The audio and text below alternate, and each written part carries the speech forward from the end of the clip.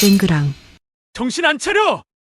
규섭이 머리채를 잡고 흔들며 소리를 쳤습니다. 너 뭐 하는 짓이야? 시어머니가 버럭 소리를 지르셨습니다. 귀가 멍했습니다. 집을 엎었지? 하기 싫으면 하기 싫다고 말을 하지! 왜 음실 엎어! 규섭이가 제 팔을 세게 잡았습니다. 손목이 꺾이는 것 같았어요. 아니에요, 제가 실수를. 말을 마치기도 전에 남편의 손이 제 머리채를 움켜쥐었습니다. 시댁이 얼마나 힘든 줄 알아? 그걸 모르고 이 짓을 해?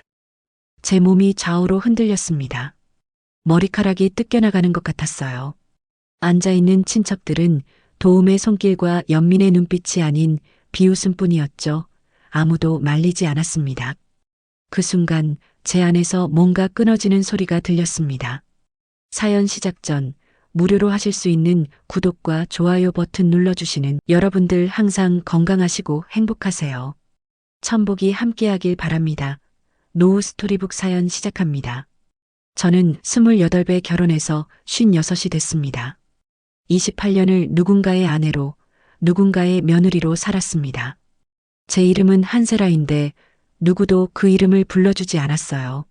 새벽 5시에 일어나 차례상을 준비했습니다. 무나물, 갈비찜, 전, 탕. 손 쉴 틈이 없었습니다. 송편은 마지막이었어요. 시어머니가 송편은 예쁘게 빚어야 한다고 하셔서 하나하나 정성껏 빚었습니다. 그런데 상을 옮기다가 제 발에 걸려 접시가 떨어진 겁니다. 그게 전부였습니다. 바닥에 널린 송편을 보며 생각했습니다. 저 송편처럼 제 인생도 바닥에 나뒹굴고 있구나. 이 집에서 나가. 시어머니의 목소리가 귓가에 쩡쩡 울렸습니다. 저는 그날 아무 말 없이 집을 나왔습니다. 지갑도 핸드폰도 없이. 추석 저녁의 거리는 텅 비어 있었습니다. 추석 저녁의 거리는 이상하리만치 조용했습니다. 온 동네가 집안에서 차례를 지내고 있을 시간이었습니다. 가로등 불빛만이 텅 빈 거리를 비추고 있었어요. 저는 그냥 걸었습니다. 어디로 가야 할지 몰랐습니다. 친정 부모님은 일찍 돌아가셨고 친구라고 부를 만한 사람도 없었어요. 28년 동안 시댁과 집안일에만 매달려 살았으니까요. 발이 시려왔습니다. 명절 음식 준비하느라 아침부터 슬리퍼만 신고 있었는데 그대로 나온 겁니다. 가을밤 공기가 차가웠습니다. 1시간쯤 걸었을까요? 편의점 불빛이 보였습니다. 배가 고팠어요. 새벽부터 음식만 만들고 제대로 먹지 못했거든요. 편의점 문을 열고 들어갔습니다. 따뜻한 공기가 얼굴을 감쌌습니다. 눈물이 날 것 같았어요. 라면 코너로 갔습니다. 제일 앞에 있는 라면을 집어들고 뜨거운 물을 부었습니다. 3분을 기다리는 동안 멍하니 김이 오르는 걸 바라봤습니다. 김이 모락모락 올라왔습니다. 국물 냄새가 코를 찔렀어요. 평생 남들 밥상만 차려주다가 처음으로 제가 먹고 싶은 걸 먹는 기분이었습니다. 한 젓가락, 2젓가락 후루룩 소리를 내며 먹었습니다. 뜨거운 국물이 목을 타고 내려갔어요. 그제야 정신이 조금 들었습니다. 다 먹고 나서 계산대로 갔습니다. 그런데 그때 깨달았습니다. 지갑을 안 가져왔다는 걸. 주머니를 뒤져봤지만 아무것도 없었습니다. 손이 떨렸어요. 죄송한데요, 지갑을 안 가져와서. 26살쯤 보이는 남자 점원이 짜증 섞인 표정으로 쳐다봤습니다. 그럼 어떻게 하시려고요? 먹고 나서 돈이 없다고요? 목소리가 차갑게 느껴졌습니다. 얼굴이 화끈거렸어요. 56살 먹은 사람이 라면값도 못 내다니. 집에 가서 가져올게요. 주소 남기고. 아니, 그게 말이 돼요? 여기 CCTV 다 찍히는데. 점원이 팔짝을 끼고 저를 노려봤습니다. 제 안에서 또 뭔가 무너지는 느낌이었습니다. 그때였습니다. 제가 계산할게요. 뒤에서 나직한 목소리가 들렸습니다. 70대쯤 보이는 여성 한 분이 지갑을 꺼내고 계셨어요. 은빛 단발머리에 검은색 코트를 입고 계셨습니다. 얼굴에 주름이 있었지만 눈빛은 따뜻했어요. 괜찮아요. 나도 그런 날 있었어요. 그 말 한마디에 눈물이 쏟아졌습니다. 참았던 게 터진 겁니다. 편의점 계산대 앞에서 56살 여자가 아이처럼 울었습니다. 그분은 제 어깨를 가만히 두드려 주셨습니다. 괜찮아요. 다 괜찮아질 거예요. 그날 밤 저는 처음으로 알았습니다. 낯선 사람의 따뜻함이 얼마나 큰 위로가 되는지. 일단 병원부터 가야겠어요. 그분이 제 손목을 살펴보며 말씀하셨습니다. 손목에 시퍼런 멍이 들어 있었어요. 남편이 잡아당길 때 생긴 상처였습니다. 괜찮아요. 이 정도는 괜찮지 않아요. 이렇게 놔두면 안 돼요. 그분의 목소리에는 단호함이 있었습니다. 제가 평생 들어보지 못한 종류의 단호함이었어요. 저를 걱정하는 단호함. 그분은 저를 근처 야간 병원으로 데려가셨습니다. 의사 선생님이 손목과 팔의 멍을 보고 고개를 저으셨어요. 이건 외상입니다.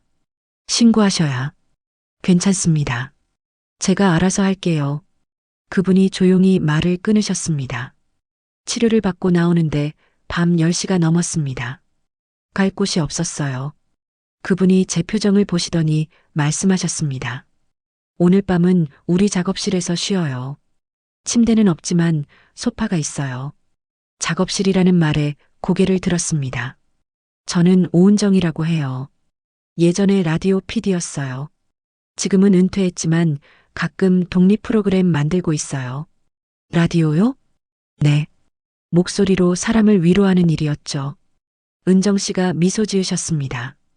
그 미소에는 오랜 세월이 담겨 있었어요. 택시를 타고 도착한 곳은 작은 건물 3층이었습니다. 낡은 철문을 열고 들어가니 좁은 방 하나가 나왔어요. 방 한쪽에는 낡은 소파가 있었고 다른 쪽에는 녹음 장비들이 놓여 있었습니다. 마이크 하나, 오래된 믹서기, 쌓여있는 카세트 테이프들. 여기가 제 작은 왕국이에요. 은정 씨가 소파에 담요를 펴주시며 말씀하셨습니다. 편하게 쉬세요. 내일 아침에 이야기해요. 전등을 끄려다 말고 은정 씨가 돌아서서 말씀하셨습니다. 있잖아요, 세라 씨. 제가 언제 이름을 말했나 싶었는데 병원에서 신분증을 보신 모양이었어요. 목소리를 잃지 마세요. 그게 살아있다는 증거니까요. 그 말이 무슨 뜻인지 그때는 몰랐습니다. 은정 씨가 나가고 혼자 남았습니다. 어둠 속에서 녹음실의 장비들이 희미하게 보였어요. 마이크가 달빛을 받아 은은하게 빛나고 있었습니다. 저는 담요를 덮고 누웠습니다.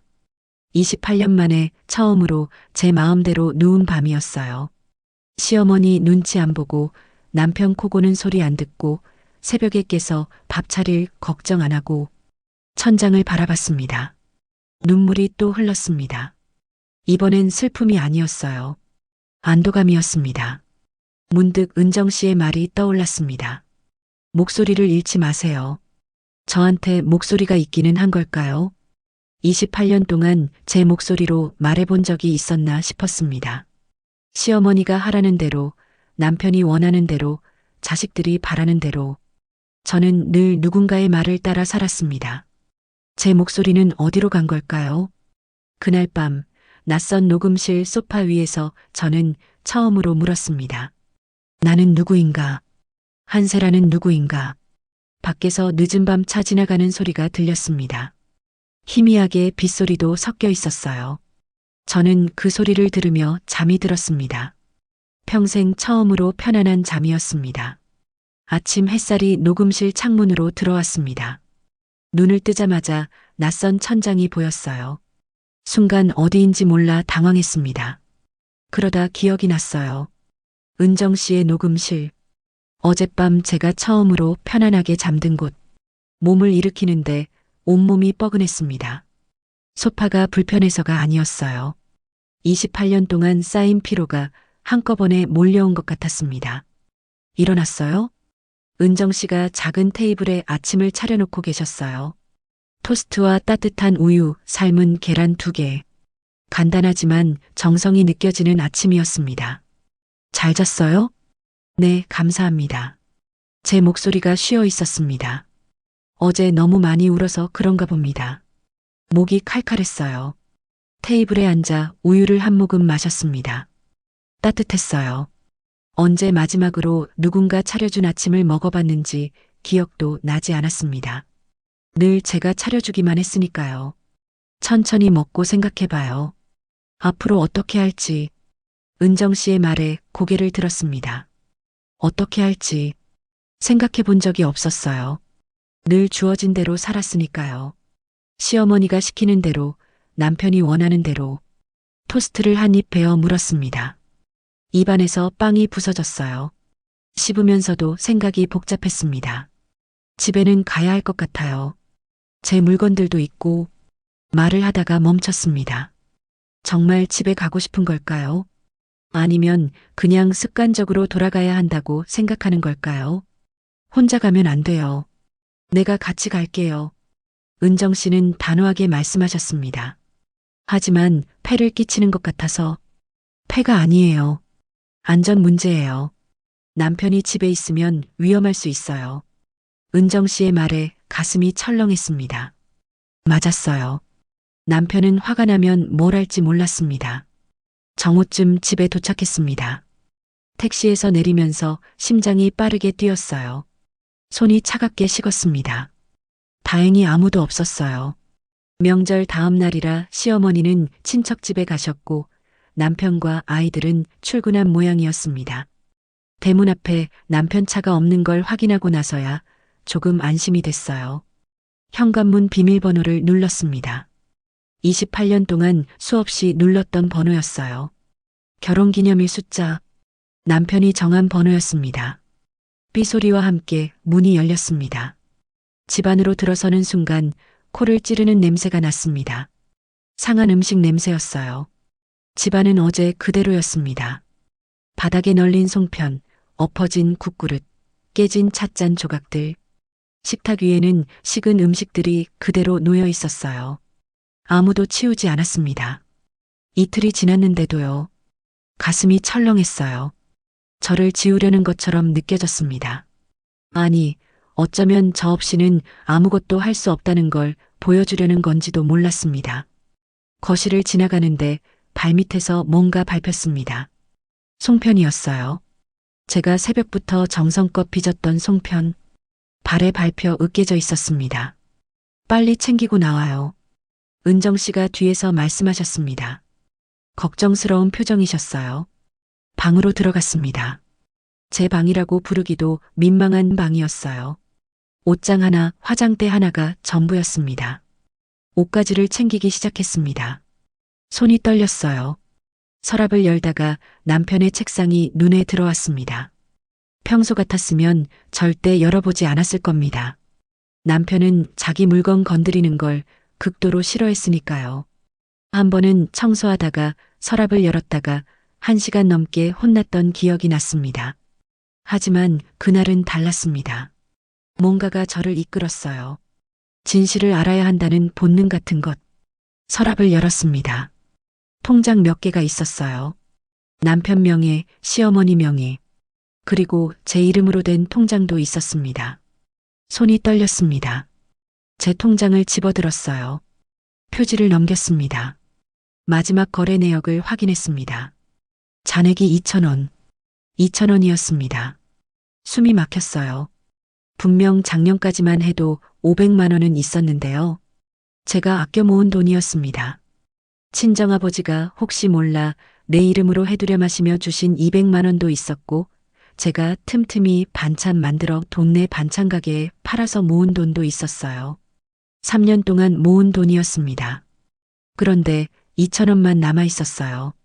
페이지를 넘겼습니다. 출금 내역이 보였어요. 작년 10월부터 조금씩 빠져나갔습니다. 50만 원, 70만 원, 100만 원. 매달 조금씩. 출금한 사람은 남편이었습니다. 손이 떨렸습니다.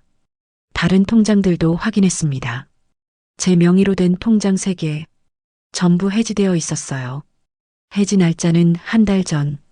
제가 아무것도 모르는 사이에 남편 이름으로 된 통장은 하나도 없었습니다. 어디에 숨겨뒀을까요? 세라 씨, 괜찮아요? 은정 씨가 방문을 열고 들어오셨습니다. 제 표정을 보시더니 급히 다가오셨어요. 통장이 전부 비어 있어요. 제 돈이 다 사라졌어요. 목소리가 떨렸습니다.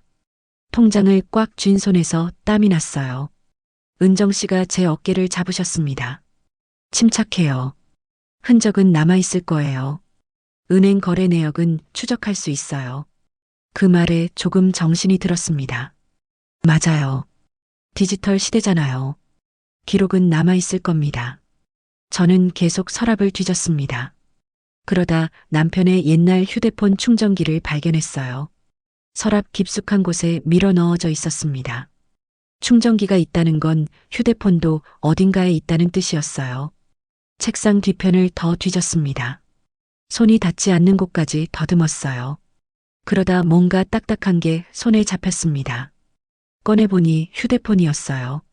남편이 2년 전에 쓰던 휴대폰. 왜 버리지 않고 숨겨뒀을까요? 순간 불길한 예감이 들었습니다. 전원 버튼을 눌렀어요. 화면이 켜졌습니다. 배터리가 아직 조금 남아 있었어요.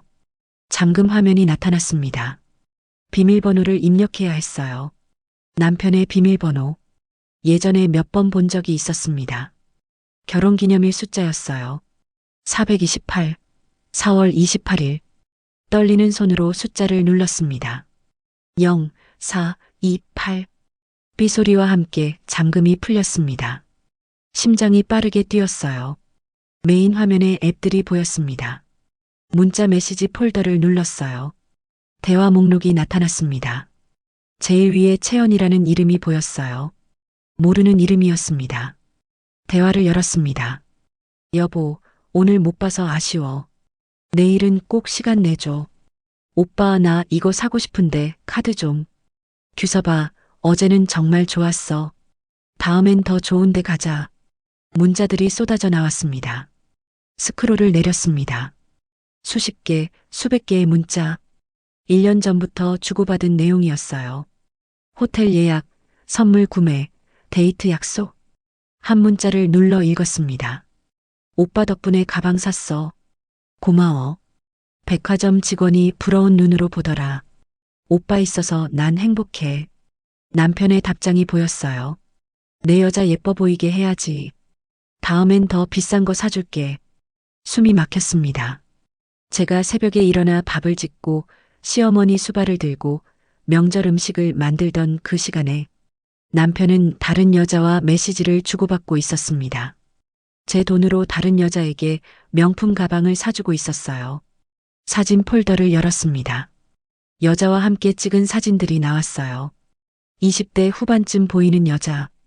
긴 머리에 화장을 진하게 하고 있었습니다. 레스토랑에서, 호텔 로비에서, 차 안에서 남편이 웃고 있었어요. 제가 28년 동안 한 번도 본 적 없는 표정으로 행복해 보였습니다. 저한테는 한 번도 그렇게 웃어준 적 없는데, 은정 씨, 제 목소리가 갈라졌습니다. 휴대폰을 든 손이 떨렸어요. 은정 씨가 다가와 휴대폰 화면을 보셨습니다. 표정이 굳어지셨어요. 진정해요. 이건 증거가 돼요. 사진 찍어두세요. 네. 저는 떨리는 손으로 제 휴대폰을 꺼냈습니다. 남편 휴대폰 화면을 찍기 시작했어요. 문자 하나하나, 사진 하나하나. 찍는데 눈물이 화면에 떨어졌습니다. 화면이 흐려졌어요. 손등으로 눈물을 닦고 계속 찍었습니다. 28년이었습니다. 28년을 바친 결혼이었습니다. 28배 시집와서 56이 됐어요. 제 인생의 절반 이상을 이 남자와 살았습니다. 그런데 남편은 제 등 뒤에서 이런 짓을 하고 있었어요. 제 돈을 빼돌리고 다른 여자를 만나고 저를 때리면서 더 찾아봐요. 분명 다른 것도 있을 거예요. 은정 씨의 목소리가 단단했습니다. 저는 책상 서랍을 더 뒤졌습니다. 손이 떨려서 제대로 뒤지기가 힘들었어요. 맨 아래 서랍을 열었습니다. 낡은 서류들이 쌓여 있었어요. 하나하나 꺼내 확인했습니다. 자동차 보험 증서, 회사 서류, 은행 대출 서류. 그러다 눈에 익은 글씨가 보였습니다. 아버지 필체였어요. 서류를 펼쳤습니다. 청담동 건물 관련 서류였습니다. 손이 멈췄습니다. 아버지는 10년 전에 돌아가셨습니다. 암이었어요. 돌아가시기 한 달 전 병원에 누워 계시면서 제 손을 잡고 말씀하셨어요. 세라야, 아빠가 내 앞으로 작은 건물 하나 남겨뒀다. 청담동에 있는 작은 상가 건물이야. 나중에 힘들 때 쓰렴. 그때는 무슨 말씀인지 잘 몰랐어요. 그냥 아버지가 편찮으시니까 하시는 말씀이라고 생각했습니다. 그런데 그 건물 서류가 왜 남편 서랍에 있는 걸까요? 서류를 자세히 읽었습니다. 부동산 매매 계약서였어요. 매도인 한태수, 매수인 노정순, 시어머니 이름이었습니다. 날짜는 2014년 11월. 아버지가 돌아가신 게 2015년 5월이었어요. 그 한 달 전에 병원에서 말씀하셨던 건물. 그런데 2014년 11월에 이미 시어머니 명의로 넘어가 있었습니다. 아버지가 돌아가시기 6개월 전이었어요. 세상이 멈춘 것 같았습니다. 이게 대체 말이 나오지 않았어요. 세라 씨, 이것도 사진 찍어요. 지금 당장. 은정 씨가 제 팔을 잡으셨습니다. 목소리에 긴장감이 섞여 있었어요. 저는 정신없이 서류를 찍었습니다. 손이 너무 떨려서 몇 번을 다시 찍어야 했어요. 초점이 잡히지 않았습니다. 다음 서류를 넘겼어요. 또 다른 계약서가 나왔습니다. 부동산 등기부등본이었어요. 소유권 이전 등기. 2015년 6월 15일. 아버지가 돌아가신 다음 달이었습니다. 이건 말이 안 돼요. 제 목소리가 떨렸어요. 아버지가 돌아가시고 바로 명의를 바꿨어요. 제가 아무것도 모르는 사이에 은정 씨가 서류를 받아 자세히 살펴보셨습니다. 이거 이상해요. 건물 시세를 보세요. 시세요? 네. 2014년 당시 청담동 건물이면 최소 20억은 했을 거예요. 그런데 매매 가격이 5억으로 되어 있어요. 은정 씨의 말에 다시 서류를 확인했습니다. 매매 가격 5억 원. 이건 정상적인 거래가 아니에요. 증여나 다름없어요. 하지만 왜 아버지가 시어머니한테 말을 하다가 멈췄습니다. 아버지는 그런 분이 아니었어요. 늘 제 걱정을 하셨습니다. 시집가서 힘들지 않느냐, 돈은 있느냐 매번 물어보셨어요. 그런 아버지가 제가 아닌 시어머니한테 건물을 넘기셨을 리 없었습니다. 뭔가 잘못됐어요. 더 찾아봐요. 분명 뭔가 더 있을 거예요. 저는 서랍을 계속 뒤졌습니다. 손이 떨렸지만 멈출 수 없었어요. 맨 밑바닥에서 또 다른 봉투가 나왔습니다. 두꺼운 서류 봉투였어요. 봉투를 열었습니다. 안에는 차용증이 들어 있었습니다. 본인 한태수는 노정순에게 금 2억 원을 차용함. 날짜는 2010년 3월. 아버지 도장이 찍혀 있었어요. 이게 뭐예요? 차용증이에요. 당신 아버지가 시어머니한테 돈을 빌렸다는 증서죠. 은정 씨가 설명하셨습니다. 하지만 아버지가 왜 시어머니한테 돈을 빌리셨을까요? 그게 문제예요. 이 차용증이 진짜인지 확인해 봐야 해요. 은정 씨가 차용증을 자세히 들여다보셨습니다. 필적 감정이 필요할 것 같아요. 그리고 이 도장도. 그때 현관문 열리는 소리가 들렸습니다. 덜컥? 심장이 멈추는 것 같았어요. 누구야? 시어머니 목소리였습니다. 빨리 나가요. 은정 씨가 제 손을 잡아 끌었습니다. 서류를 서둘러 가방에 집어넣었어요. 남편 휴대폰도 함께. 거기 누구야? 시어머니 목소리가 점점 가까워졌습니다. 우리는 방 뒤편의 작은 창문으로 향했어요. 1층이라 뛰어내릴 수 있었습니다. 창문을 열었어요. 차가운 바람이 들어왔습니다. 먼저 나가요. 은정 씨가 저를 밀어주셨어요. 저는 창문 밖으로 뛰어내렸습니다. 발목에 충격이 왔지만 참았어요. 은정 씨도 뒤따라 뛰어내리셨습니다. 어디로 도망가? 시어머니가 창문으로 고개를 내밀었어요. 분노에 찬 얼굴이었습니다. 우리는 뒤도 돌아보지 않고 달렸습니다. 골목을 지나 큰 길로 나왔어요. 택시를 잡았습니다. 차에 올라타자마자 심장이 터질 것처럼 뛰었어요. 녹음실로 가주세요. 은정 씨가 기사님께 말씀하셨습니다. 차가 출발했습니다. 뒤를 돌아봤어요. 시어머니는 보이지 않았습니다. 안전해진 건가요? 아니면 이제 시작인 건가요? 차 안에서 저는 한마디도 하지 못했습니다. 가방을 꽉 껴안고 있었어요. 안에는 모든 증거가 들어 있었습니다. 통장, 휴대폰, 서류들. 이것들이 제 인생을 바꿀 증거였어요. 녹음실에 도착해서야 정신을 차렸습니다. 소파에 주저앉았어요. 온몸에 힘이 빠졌습니다. 은정 씨, 이게 다 무슨 일인가요? 목소리가 떨렸어요. 은정 씨가 따뜻한 차를 내려주셨습니다. 진정해요. 차근차근 알아볼 거예요. 찻잔을 들었습니다. 손이 덜덜 떨렸어요. 차가 흘러넘칠 뻔했습니다. 하지만 이제 알았잖아요. 당신 남편이 어떤 사람인지, 그리고 당신한테 무슨 짓을 했는지. 은정 씨의 말에 고개를 끄덕였습니다. 외도, 통장 인출, 건물 서류, 모든 게 연결되어 있었어요. 그들은 계획적으로 저를 속였습니다. 제 돈을 빼앗고 아버지의 유산을 가로채고 이제 어떻게 해야 해요?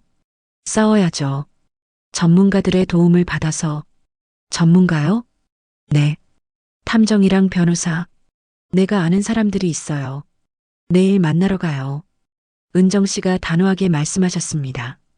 그날 밤 저는 잠들지 못했습니다. 남편의 문자, 비어있는 통장, 아버지의 건물, 시어머니의 차용증, 모든 게 머릿속에서 소용돌이 쳤습니다. 창밖으로 달빛이 들어왔어요. 차갑고 외로운 달빛이었습니다. 하지만 그 혼란 속에서 한 가지는 분명해졌습니다. 이제 더 이상 당하고만 있을 수 없다는 것, 싸워야 한다는 것, 제 것을 되찾아야 한다는 것, 제 목소리를 찾아야 한다는 것. 손을 꽉 쥐었습니다. 떨림이 조금 멈췄어요. 내일부터 진짜 싸움이 시작될 것입니다. 사흘이 지났습니다. 그동안 저는 녹음실 소파에서 지냈습니다. 밤마다 악몽을 꿨어요. 남편이 저를 쫓아오는 꿈, 시어머니가 소리를 지르는 꿈. 은정 씨는 제가 깰 때마다 따뜻한 차를 내려주셨습니다. 오늘 사람들을 만나러 가요. 나흘째 아침 은정 씨가 말씀하셨습니다. 무슨 사람들이요? 당신을 도와줄 사람들이에요. 우리는 강남의 한 사무실로 갔습니다. 건물 8층에 있는 작은 사무실이었어요. 문패에는 배도윤 탐정 사무소라고 적혀 있었습니다. 문을 열고 들어가니 40대 후반쯤 보이는 남자가 책상에 앉아 있었습니다. 단정한 회색 정장에 뿔테 안경을 쓰고 있었어요. 은정 선배님 오셨어요. 도윤 씨, 이분이 제가 말씀드렸던 한세라 씨예요. 배도윤이라는 남자가 일어나 악수를 청했습니다. 악수를 하는데 그의 손이 따뜻했어요. 앉으세요. 편하게 말씀하시면 돼요. 저는 떨리는 목소리로 지난 사흘간 있었던 일을 설명했습니다. 송편을 쏟은 것, 남편의 폭행, 통장이 비어있던 것, 외도 문자, 아버지의 건물 서류. 말하는 동안 배도인은 노트에 꼼꼼하게 기록했습니다. 사진 찍어두신 것 잘하셨어요. 이게 증거가 됩니다. 그가 고개를 끄덕이며 말했습니다. 하지만 제가 뭘 할 수 있을까요? 저는 그냥 주부고 아무것도 없어요. 아니에요. 당신한테는 진실이 있어요. 그게 제일 강한 무기입니다. 배도윤의 목소리에는 확신이 있었습니다. 일단 외도 상대 여성을 특정해야 해요. 그리고 통장 거래 내역을 확보하고 건물 소유권 이전 경위를 조사해야 합니다. 그게 가능한가요? 제 일이 그런 거예요. 숨겨진 진실을 찾는 게. 그때 사무실 문이 열렸습니다. 40대 중반쯤 보이는 여성이 들어왔어요. 검은색 정장에 단발머리, 날카로운 인상이었습니다. 늦었습니다. 법원 일정이 늦어져서요. 윤아림 변호사님이세요. 이분도 함께 도와주실 거예요. 은정 씨가 소개해 주셨습니다. 윤아림은 제 옆에 앉으며 명함을 건넸습니다. 윤아림 법률사무소 가정법 전문이라고 적혀 있었어요. 상황 브리핑 받았습니다. 복잡하네요. 윤아림의 목소리는 차갑게 느껴졌습니다. 하지만 눈빛은 진지했어요. 일단 이혼 소송과 재산 분할 청구를 동시에 진행해야 할 것 같습니다. 건물 소유권 이전은 별도로 민사소송을 걸어야 하고요. 이혼이요? 제 목소리가 떨렸습니다. 이혼. 그 단어를 입 밖으로 내본 적이 없었어요. 당연하죠. 폭행의 외도까지. 유책 배우자는 남편입니다. 위자료와 재산 분할 다 받아낼 수 있어요. 윤아림은 단호하게 말했습니다. 하지만 저는 이혼 같은 거 생각해 본 적이, 생각해 보세요. 그 남자한테 돌아가서 또 맞고 살 건가요? 아니면 이제 당신 인생을 사시겠어요? 윤아림의 말이 가슴에 박혔습니다. 맞았습니다. 돌아가면 또 맞을 겁니다. 또 무시당하고 또 참으며 살 겁니다. 증거는 충분해요. 문자 메시지, 통장 내역, 건물 서류. 폭행 흔적은 병원 진단서 받아두셨나요? 네, 은정 씨가 챙겨주셨어요. 잘했어요. 이제 본격적으로 시작할까요? 배도윤이 의자를 돌려 앉으며 말했습니다. 제가 먼저 외도 상대를 특정하고 남편의 재산 은닉 여부를 조사하겠습니다. 통장 해지 내역도 추적할게요. 저는 법적 서류 준비하고 법원 일정 잡겠습니다. 한 달 안에 소장 접수할 수 있을 거예요. 윤아림이 노트북을 펼치며 말했습니다. 저는 그들을 번갈아 바라봤습니다. 사흘 전까지만 해도 저는 혼자였어요. 아무도 제 편이 없다고 생각했습니다. 그런데 지금 제 앞에 세 사람이 앉아 있습니다. 은정 씨, 배도윤, 윤아림. 모두 저를 돕기 위해 여기 있는 사람들이었어요. 왜 저를 도와주시는 건가요? 제가 물었습니다. 은정 씨가 제 손을 잡았습니다. 내가 젊었을 때 당신처럼 맞고 살았어요. 그때는 도와줄 사람이 아무도 없었죠. 혼자 버텼어요. 그게 얼마나 힘든지 알아요. 은정 씨의 목소리가 떨렸습니다. 그래서 당신만큼은 혼자 두고 싶지 않았어요. 당신은 혼자가 아니에요. 눈물이 났습니다. 저는 이런 일이 전문이에요. 숨겨진 진실 찾는 게 정의를 위해서 일하고 있습니다. 배도윤이 조용히 말했습니다. 저는 약자의 권리를 지키는 변호사예요. 당신 같은 사람들을 위해 법을 공부했어요. 윤아림도 덧붙였습니다. 사흘 전만 해도 저는 혼자였어요. 아무도 제 편이 없다고 생각했습니다. 그런데 지금 제 앞에 세 사람이 앉아 있습니다. 은정 씨, 배도윤, 윤아림. 모두 저를 돕기 위해 여기 있는 사람들이었어요. 왜 저를 도와주시는 건가요? 제가 물었습니다. 정말 궁금했어요. 낯선 사람인 저를 왜 이렇게까지 도와주는 걸까요? 은정 씨가 제 손을 잡았습니다. 내가 젊었을 때 당신처럼 맞고 살았어요. 은정 씨의 목소리가 떨렸습니다. 30살 때였어요. 남편한테 맞으며 살았죠. 그때는 도와줄 사람이 아무도 없었어요. 혼자 버텼습니다. 저는 은정 씨를 바라봤습니다. 처음 듣는 이야기였어요. 5년을 참았어요. 그러다 더는 못 참겠더라고요. 그래서 도망쳤습니다. 한겨울에 아무것도 없이 은정 씨의 눈에 눈물이 고였습니다. 혼자 싸웠어요. 아무도 도와주지 않았죠. 가족들도 내가 참아야 한다고 했어요. 남편을 잘 모셔야 한다고요. 은정 씨, 그래서 당신만큼은 혼자 두고 싶지 않았어요. 당신은 혼자가 아니에요. 은정 씨의 손이 따뜻했습니다. 배도윤도 말했습니다. 저는 이런 일이 전문이에요. 숨겨진 진실 찾는 게. 그가 안경을 고쳤으며 말을 이었어요. 제 어머니도 그랬거든요. 아버지한테 맞으며 사셨어요. 어렸을 때 많이 봤습니다. 그래서 이 일을 시작했어요. 정의를 위해서. 배도윤의 목소리에는 진심이 담겨 있었습니다. 윤아림도 덧붙였습니다. 저는 약자의 권리를 지키는 변호사예요. 당신 같은 사람들을 위해 법을 공부했어요. 법은 강한 사람만을 위한 게 아니에요. 약한 사람을 지켜주는 것도 법이에요. 세 사람의 눈빛에는 진심이 담겨 있었습니다. 감사합니다. 정말 감사합니다. 저는 고개를 숙였습니다. 눈물이 책상 위로 떨어졌어요. 감사의 눈물이었습니다. 울지 마세요. 이제 시작이에요. 싸워서 이길 거예요. 윤아림이 휴지를 건넸습니다. 그럼 구체적인 계획을 세울까요? 배도윤이 노트를 펼치며 말했습니다. 일단 제가 할 일부터 말씀드릴게요. 배도윤이 펜으로 노트에 항목을 적기 시작했어요. 첫째, 외도 상대 여성 체연을 특정해야 합니다. 이름만으로는 부족해요. 신원, 직업, 남편과의 관계를 정확히 파악해야 해요. 어떻게 알아내나요? 남편 휴대폰에 사진이 있었죠? 그걸로 역추적할 수 있어요. 요즘은 SNS가 발달해서 사진 한 장으로도 많은 걸 알 수 있습니다. 배도윤은 자신감 있게 말했습니다. 둘째, 통장 거래 내역을 추적해야 해요. 남편이 어디에 돈을 썼는지, 어떤 계좌로 옮겼는지, 그것도 알 수 있나요? 네. 은행 내역은 법원 명령으로 조회할 수 있어요. 변호사님이 도와주실 거예요. 윤아림이 고개를 끄덕였습니다. 셋째, 건물 소유권 이전 경위를 조사해야 합니다.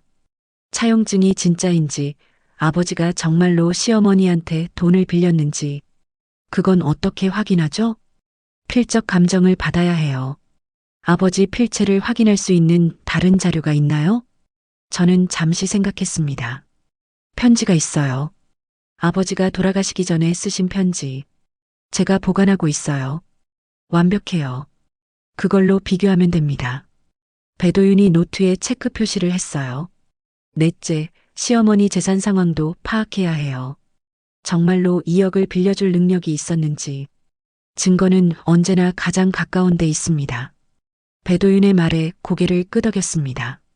집에 가서 더 찾아야 해요. 시어머니 방도 살펴봐야 하고요. 시어머니 방요? 네. 건물 이전 서류 원본이 거기 있을 가능성이 높아요. 보통 재산을 숨길 때 가장 가까운 가족 명의로 넘기거든요. 배도윤의 말에 고개를 끄덕였습니다. 윤아림이 말했습니다. 저는 법적 서류를 준비하겠습니다. 이혼 소송 소장, 재산 분할 청구서, 부동산 소유권 반환 청구서. 윤아림이 노트북을 두드리며 말했어요. 한 달 안에 소장 접수할 수 있을 거예요. 빠르게 진행하는 게 유리해요. 한 가지만 약속해 주세요. 윤아림이 제 눈을 똑바로 쳐다봤습니다. 절대 혼자 집에 가지 마세요. 폭력의 위험이 있어요. 꼭 누군가와 함께 가세요. 네, 알겠습니다. 회의는 1시간 넘게 이어졌습니다. 배도윤은 조사 계획을 세웠고 윤아림은 법적 절차를 설명했습니다. 은정 씨는 옆에서 제 손을 잡아주셨어요. 중간중간 질문도 했습니다. 법원 비용은 얼마나 드나요? 인지대랑 송달료 합쳐서 200만 원 정도예요. 변호사 비용은 나중에 상의해요. 조사는 얼마나 걸리나요? 2주에서 한 달. 상황에 따라 달라요. 만약 남편이 저를 찾아오면 어떡하죠? 경찰에 신고하세요. 폭행 전력이 있으니까 접근 금지 명령을 받을 수 있어요. 하나하나 대답을 들으며 조금씩 길이 보였습니다. 막막했던 앞날이 조금씩 선명해지는 것 같았어요. 사무실을 나오는데 해가 기울고 있었습니다. 오후 4시쯤이었어요. 어때요? 조금 힘이 나나요? 은정 씨가 물으셨습니다. 네. 처음으로 희망이 보이는 것 같아요. 정말 그랬습니다. 사흘 전만 해도 세상이 끝난 것 같았는데 지금은 싸워볼 수 있을 것 같았어요. 엘리베이터를 타고 내려가는데 은정 씨가 말씀하셨습니다. 배도윤은 제가 라디오 PD 할 때 알게 된 사람이에요. 믿을 만한 사람이에요. 윤아림 변호사님은요? 그분도 제가 소개받았어요. 가정법 전문이라 이런 사건 많이 다뤘대요. 녹음실로 돌아가는 길 은정 씨가 말씀하셨습니다. 세라 씨, 이제부터는 당신이 주인공이에요. 당신 인생의 주인공. 그 말이 마음에 와닿았습니다. 맞았습니다. 이제는 제가 주인공이 되어야 했습니다. 28년 동안 조연으로 살았으니 이제는 제 이야기를 살아야 했어요. 그날 밤 저는 녹음실 소파에 누워 생각했습니다. 내일은 뭘 해야 할까? 어떻게 증거를 더 찾을까? 두려웠지만 더 이상 도망치고 싶지 않았습니다. 옆에는 은정 씨가 주무시고 계셨어요. 규칙적인 숨소리가 들렸습니다. 저도 눈을 감았습니다. 내일부터 진짜 싸움이 시작될 겁니다. 하지만 이제는 혼자가 아니었어요. 은정 씨가 있고 배도윤이 있고 윤아림이 있었습니다. 그 생각에 조금 안심이 됐습니다. 싸울 준비가 되어 있었습니다. 감사합니다. 정말 감사합니다. 저는 고개를 숙였습니다. 눈물이 책상 위로 떨어졌어요. 울지 마세요. 이제 시작이에요. 싸워서 이길 거예요. 윤아림이 휴지를 건넸습니다. 증거는 언제나 가장 가까운 데 있습니다. 집에 가서 더 찾아야 해요. 시어머니 방도 살펴봐야 하고요. 배도윤이 말했습니다. 시어머니 방요? 네. 건물 이전 서류가 거기 있을 가능성이 높아요. 보통 재산을 숨길 때 가장 가까운 가족 명의로 넘기거든요. 배도윤의 말에 고개를 끄덕였습니다. 한 가지만 약속해 주세요. 윤아림이 제 눈을 똑바로 쳐다봤습니다. 절대 혼자 집에 가지 마세요. 폭력의 위험이 있어요. 꼭 누군가와 함께 가세요. 네, 알겠습니다. 회의는 1시간 넘게 이어졌습니다. 배도윤은 조사 계획을 세웠고 윤아림은 법적 절차를 설명했습니다. 은정 씨는 옆에서 제 손을 잡아주셨어요. 사무실을 나오는데 해가 기울고 있었습니다. 어때요? 조금 힘이 나나요? 은정 씨가 물으셨습니다. 네. 처음으로 희망이 보이는 것 같아요. 정말 그랬습니다. 사흘 전만 해도 세상이 끝난 것 같았는데 지금은 싸워볼 수 있을 것 같았어요. 녹음실로 돌아가는 길 은정 씨가 말씀하셨습니다. 세라 씨, 이제부터는 당신이 주인공이에요. 당신 인생의 주인공. 그 말이 마음에 와닿았습니다. 맞았습니다. 이제는 제가 주인공이 되어야 했습니다. 28년 동안 조연으로 살았으니 이제는 제 이야기를 살아야 했어요. 그날 밤 저는 녹음실 소파에 누워 생각했습니다. 내일은 뭘 해야 할까? 어떻게 증거를 더 찾을까? 두려웠지만 더 이상 도망치고 싶지 않았습니다. 싸울 준비가 되어 있었습니다. 일주일이 지났습니다. 그동안 배도윤은 남편의 행적을 추적했어요. 외도 상대 여성 체연을 찾아냈습니다. 28살의 회사원이었어요. 남편이 다니는 회사 근처 카페에서 일하는 여자였습니다. 매일 저녁 배도윤한테서 보고를 받았어요. 남편이 어디를 갔는지, 누구를 만났는지 들을 때마다 가슴이 아팠습니다. 한편 윤아림은 법적 서류를 준비하고 있었어요. 이혼 소송 소장 초안을 보내왔습니다. 읽는데 눈물이 났어요. 제 인생이 법률 용어로 정리되어 있었습니다. 은정 씨는 늘 옆에 계셨어요. 제가 힘들어할 때마다 차를 내려주시고 이야기를 들어주셨습니다. 배도윤이 전화를 걸어왔어요. 시어머니가 오늘 오후 2시에 병원 간다고 합니다. 3시간 정도 비울 거예요. 어떻게 아세요? 제가 탐정이잖아요. 시어머니 스케줄 파악했습니다. 오늘이 기회예요. 심장이 두근거렸습니다. 은정 씨와 배도윤, 그리고 저 셋이서 집으로 향했습니다. 오후 2시 10분 시어머니가 택시를 타고 나가는 걸 확인했어요. 들어가요. 배도윤이 말했습니다. 현관 비밀번호를 눌렀습니다. 문이 열렸어요. 집안은 조용했습니다. 남편과 자녀들은 일하러 나간 시간이었어요. 시어머니 방은 어디예요? 2층이에요. 우리는 계단을 올라갔습니다. 발소리가 나지 않게 조심스럽게 걸었어요. 시어머니 방문을 열었습니다. 오래된 장롱, 화장대, 불단. 익숙한 방이었어요. 저는 28년 동안 이 방을 청소했습니다. 하지만 장롱 안은 한 번도 들여다본 적이 없었어요. 장롱부터 살펴봐요. 배도윤이 장롱 문을 열었습니다. 옷가지들이 차곡차곡 정리되어 있었어요. 한복, 외출복, 이불. 배도윤은 옷을 하나씩 꺼내며 뒤를 확인했습니다. 저와 은정 씨는 화장대 서랍을 뒤졌어요. 여기요. 은정 씨가 외쳤습니다. 화장대 맨 밑 서랍에서 낡은 봉투 하나가 나왔습니다. 갈색 종이 봉투였어요. 테이프로 여러 번 붙여져 있었습니다. 손이 떨렸습니다. 봉투를 뜯었습니다. 안에는 서류가 여러 장 들어 있었어요. 첫 번째 서류를 꺼냈습니다. 차용증이라고 적혀 있었습니다. 아버지의 필체였습니다. 본인 한태수는 노정순에게 금 2억 원을 차용함. 2010년 3월 15일. 아버지 도장이 찍혀 있었어요. 숨이 막혔습니다. 이게 뭐예요? 차용증이에요. 당신 아버지가 시어머니한테 돈을 빌렸다는 증서죠. 배도윤이 서류를 살펴보며 말했습니다. 그런데 이상한데요.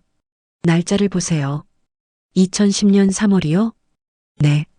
한태수 씨가 돌아가신 게 언제예요? 2015년 5월이에요. 그럼 돌아가시기 5년 전이네요. 그때 2억을 빌렸다? 배도윤이 고개를 갸우뚱했습니다. 다음 서류를 꺼냈습니다. 건물 소유권 이전 동의서였습니다. 본인 한태수는 서울시 강남구 청담동 123번지 건물의 소유권을 노정순에게 이전하는 것에 동의함. 2014년 11월. 이것도 아버지가 돌아가시기 전이네요. 은정 씨가 말했습니다. 잠깐만요. 이거 이상해요. 배도윤이 서류를 자세히 들여다봤습니다. 도장 찍은 위치를 보세요. 미묘하게 번진 게 보이죠? 이거 복사본이에요. 복사본이요? 네. 원본은 따로 있을 거예요. 그리고 이 서명. 필적 감정을 받아봐야겠지만 의심스러워요. 배도윤의 말에 가슴이 철렁했습니다. 다음 서류를 펼쳤습니다. 부동산 등기부등본이었어요. 청담동 건물의 소유자가 노정순으로 되어 있었습니다. 2015년 6월에 이전 등기가 됐네요. 아버지가 돌아가신 다음 달이에요. 제 목소리가 커졌습니다. 맞아요. 이거 이상합니다. 돌아가시고 나서 바로 명의를 바꿨어요. 배도윤이 휴대폰으로 서류를 하나하나 찍기 시작했습니다. 저는 봉투 안을 더 뒤졌습니다. 또 다른 종이가 나왔어요. 수첩이었습니다. 펼쳐보니 시어머니의 글씨였어요. 2014년 10월. 변호사 만남. 건물 이전 절차 확인. 2014년 11월. 태수가 도장 찍게 함. 술 먹였음. 2015년 5월. 태수 사망. 장례 끝나면 바로 등기. 2015년 6월. 등기 완료. 이제 내 거. 손이 덜덜 떨렸습니다. 은정 씨, 이거 봐요. 은정 씨가 수첩을 읽더니 얼굴이 굳어졌습니다. 이건 완전히 계획적이었어요. 뭐가요? 당신 아버지를 속인 거예요. 일부러 술을 먹여서 도장을 찍게 하고 돌아가시자마자 등기를 넘긴 거예요. 배도윤이 차분하게 말했습니다. 이건 사기예요. 명백한 사기입니다. 머리가 어지러웠습니다. 아버지는 돌아가시기 전에 제게 말씀하셨어요. 세라야, 내 앞으로 건물 하나 남겨뒀다. 나중에 힘들 때 쓰렴. 그 건물을 시어머니가 가로챈 겁니다. 아버지를 속이고 저를 속이고 이거 전부 증거가 돼요. 민사소송 걸 수 있어요. 배도윤이 단호하게 말했습니다. 하지만 이미 등기가 넘어간 지 10년이나 됐는데 상관없어요. 사기로 취득한 재산은 원소유자에게 돌려줘야 합니다. 당신이 아버지의 상속인이니까 당신한테 돌아와야 해요. 은정 씨가 제 어깨를 잡았습니다. 세라 씨, 이제 알았잖아요. 그 사람들이 당신한테 뭘 했는지. 눈물이 났습니다. 분노였습니다. 슬픔이 아니라 분노. 저를 때리고 무시하고 제 돈을 빼돌리고 아버지의 유산까지 가로챈 사람들. 28년 동안 저는 그 사람들을 가족이라고 믿었습니다. 전부 사진 찍었어요.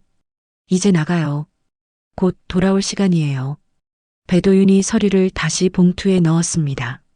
원래 있던 자리에 정확히 돌려놓았어요. 우리는 조용히 집을 빠져나왔습니다. 밖으로 나오니 햇살이 눈부셨어요.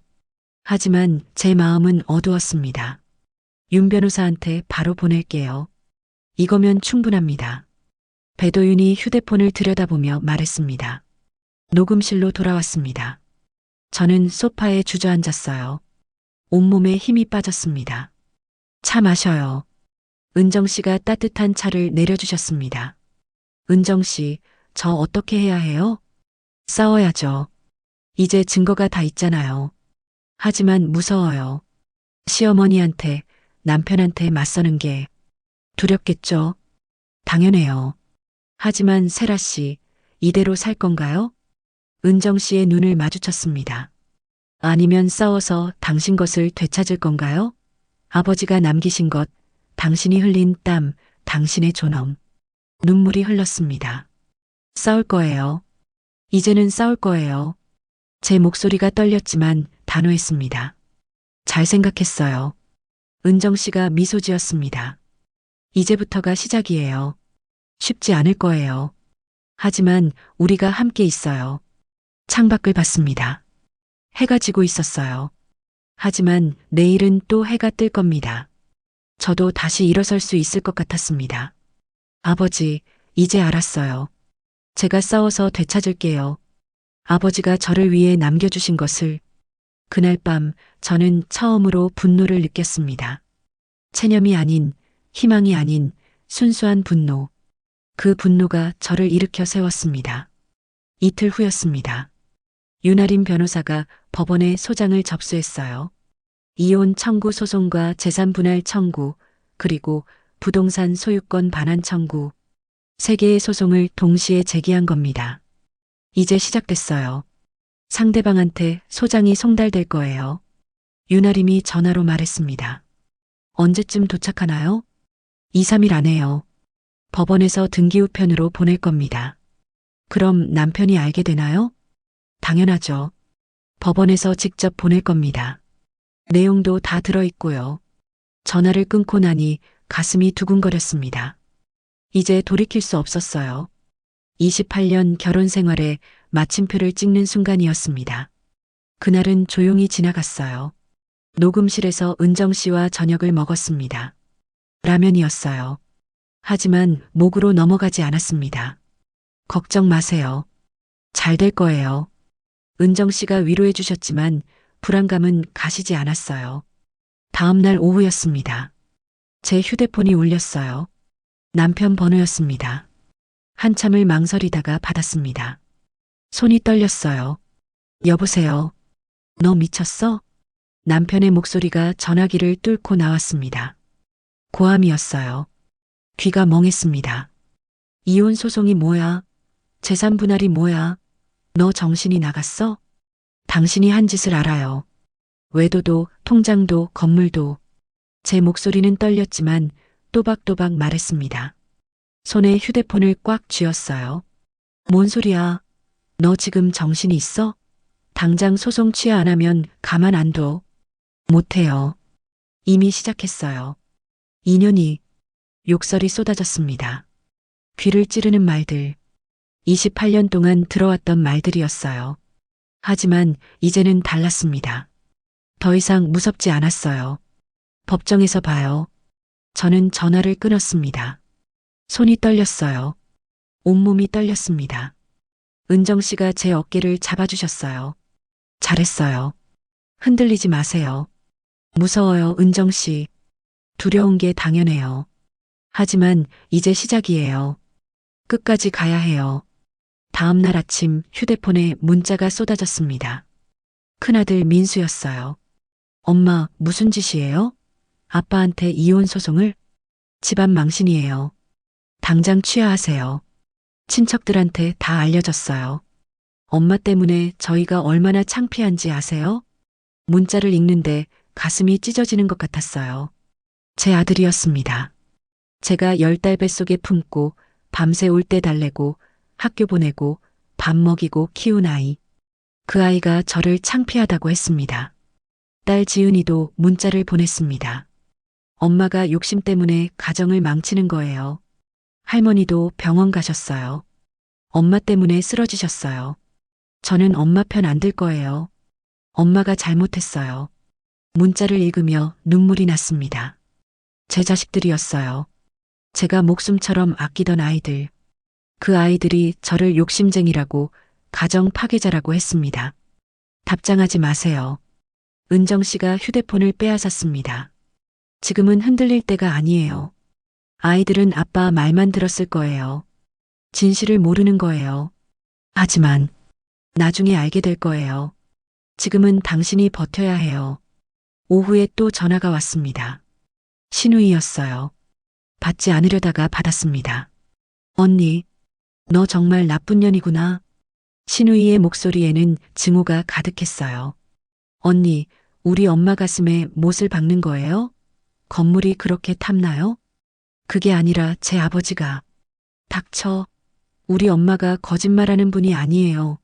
내 아버지가 빌려간 돈이라고. 언니, 진실을 들어보세요. 증거가 있어요. 증거? 너 그거 조작한 거 아니야? 내가 욕심에 눈이 멀어서. 아니에요, 언니. 수첩에 다 적혀 있었어요. 시어머니가 아버지를 속였다고. 수첩? 우리 집에 몰래 들어왔어? 신우이의 목소리가 더 커졌습니다. 불법 침입이야. 경찰 신고할 거야. 언니, 다시는 전화하지 마. 너 같은 며느리 처음 봤어. 전화가 끊겼습니다. 저는 휴대폰을 내려놓았어요. 손이 떨렸습니다. 아무도 제 말을 들으려 하지 않았어요. 모두 저를 나쁜 사람으로 몰았습니다. 저녁 때 배도윤한테서 전화가 왔습니다. 세라 씨, 조심하세요. 무슨 일이에요? 남편 측에서 탐정을 고용한 것 같아요. 탐정이요? 네. 오늘 오후에 낯선 남자가 녹음실 주변을 배회하더라고요. 제가 확인했어요. 탐정 사무소 직원이에요. 배도윤의 말에 소름이 돋았습니다. 저를 미행하는 건가요? 가능성이 높아요. 당신 뒤를 밟을 겁니다. 혹시 불리한 증거를 찾으려고요. 제가 뭘 잘못했다고. 상관없어요. 그쪽에서 뭐라도 잡으려고 할 겁니다. 외출할 때 조심하세요. 혼자 다니지 마시고요. 전화를 끊고 나니 두려웠습니다. 밖에 나갈 수도 없는 신세가 됐어요. 감시당하고 있다는 생각에 숨이 막혔습니다. 밤이 되었습니다. 녹음실 창밖을 내다봤어요. 어둠이 깔려 있었습니다. 길 건너편에 남자 하나가 서 있는 게 보였어요. 담배를 피우며 이쪽을 보고 있었습니다. 배도윤 말이 맞았어요. 저를 감시하고 있었습니다. 문득 두려웠습니다. 혼자인 것 같았어요. 남편도 자식들도 시댁도 심지어 친척들까지 모두 저를 적으로 돌렸습니다. 세상에서 저 혼자 싸우고 있는 것 같았어요. 은정 씨, 왜요? 제가 잘하고 있는 걸까요? 목소리가 떨렸습니다. 눈물이 났어요. 자식들이 저를 욕심쟁이래요. 신우이는 가슴에 못 박는다고 하고요. 눈물이 흘렀습니다. 남편은 미쳤다고 하고 친척들한테는 소문이 다 났대요. 나 이제 정말 아무도 제 편이 없는 것 같아요. 은정 씨가 제 손을 잡았습니다. 따뜻했어요. 그럼 내가 있잖아요. 하지만 세라 씨, 들어봐요. 은정 씨의 목소리가 단단했습니다. 당신 자식들은 진실을 몰라요. 아빠가 엄마한테 뭘 했는지, 할머니가 외할아버지한테 뭘 했는지, 아이들한테는 아빠가 피해자로 보일 거예요. 엄마가 갑자기 변했다. 엄마가 돈 때문에 가족을 버렸다고 생각할 거예요. 그럼 어떡해요? 지금은 당신을 미워할 수도 있어요. 하지만 언젠가 알게 될 거예요. 엄마가 왜 싸웠는지, 얼마나 힘들었는지. 은정 씨가 제 어깨를 잡았습니다. 진실은 언젠가 드러나니까요. 조금만 참아요. 정말 그럴까요? 그럼요. 제가 보증해요. 은정 씨가 따뜻한 차를 내려주셨습니다. 캐모마일 차향이 났어요. 힘들죠? 네. 너무 힘들어요. 울어도 돼요. 참지 마세요. 저는 그날 밤 펑펑 울었습니다. 28년 동안 참았던 게 터졌어요. 시어머니한테 맞으며 참았던 것, 남편한테 무시당하며 삼켰던 것, 자식들 앞에서 강한 척했던 것, 모든 게 쏟아졌습니다. 은정 씨는 그냥 옆에 앉아 제 등을 쓰다듬어 주셨어요. 아무 말 없이 그냥 곁에 있어 주셨습니다. 한참을 울고 나니 조금 나아졌습니다. 숨쉬기가 편해졌어요. 괜찮아요? 네, 조금요. 세라 씨, 힘든 건 당연해요. 평생을 함께한 사람들과 싸우는 거니까요. 하지만 계속 이렇게 혼자 버틸 수 있을까요? 혼자가 아니에요. 내가 있고, 배도윤이 있고, 윤 변호사가 있어요. 우리가 함께 있어요. 은정 씨의 말에 고개를 끄덕였습니다. 그리고 세라 씨. 네. 당신은 잘못한 게 없어요. 당신 것을 되찾으려는 거예요. 그게 욕심이 아니에요. 그 말이 위로가 됐습니다. 사흘이 더 지났습니다. 그동안 계속 연락이 왔어요. 남편한테서, 자식들한테서, 시댁 친척들한테서 모두 같은 내용이었습니다. 소송을 취하하라, 가족을 생각하라, 이기적이다. 하나같이 저를 나쁜 사람으로 몰았어요. 전화는 받지 않았습니다. 문자도 읽지 않았어요. 은정 씨가 휴대폰을 관리해 주셨습니다. 지금은 당신이 중심을 잡아야 해요. 흔들리면 안 돼요. 은정 씨의 말대로 흔들리지 않으려고 노력했습니다. 하지만 쉽지 않았어요. 밤마다 악몽을 꿨습니다. 자식들이 저를 외면하는 꿈, 남편이 저를 쫓아오는 꿈. 5일째 되는 날 유나림한테서 전화가 왔어요. 상대방 변호사한테서 연락 왔어요. 합의하자고요. 합의요? 네. 이혼은 해주되 재산 분할은 포기하고 건물 소송도 취하하면 위자료 5천만 원 주겠대요. 5천만 원이요? 목소리가 떨렸습니다. 말도 안 되죠. 건물 시세만 30억이 넘는데요. 당신 목도 15억은 되는데 5천만 원이라니. 유나림의 목소리에 비웃음이 섞여 있었어요. 당연히 거절했어요. 법정에서 보자고 했습니다. 감사합니다. 세라 씨, 흔들리지 마세요. 저쪽이 조급해진 거예요. 증거가 확실하니까 겁나는 거예요. 전화를 끊고 나니 조금 안심이 됐습니다. 제가 이기고 있는 거였어요. 하지만 그날 저녁 큰아들 민수가 직접 녹음실로 찾아왔습니다. 초인종이 울렸어요. 은정 씨가 문을 열었습니다. 어머니 계세요? 32살 아들 민수였습니다. 정장을 입고 있었어요. 회사에서 바로 온 모양이었습니다. 들어와요. 저는 소파에서 일어났습니다. 가슴이 두근거렸어요. 민수가 들어와서 저를 똑바로 쳐다봤어요. 차가운 눈빛이었습니다.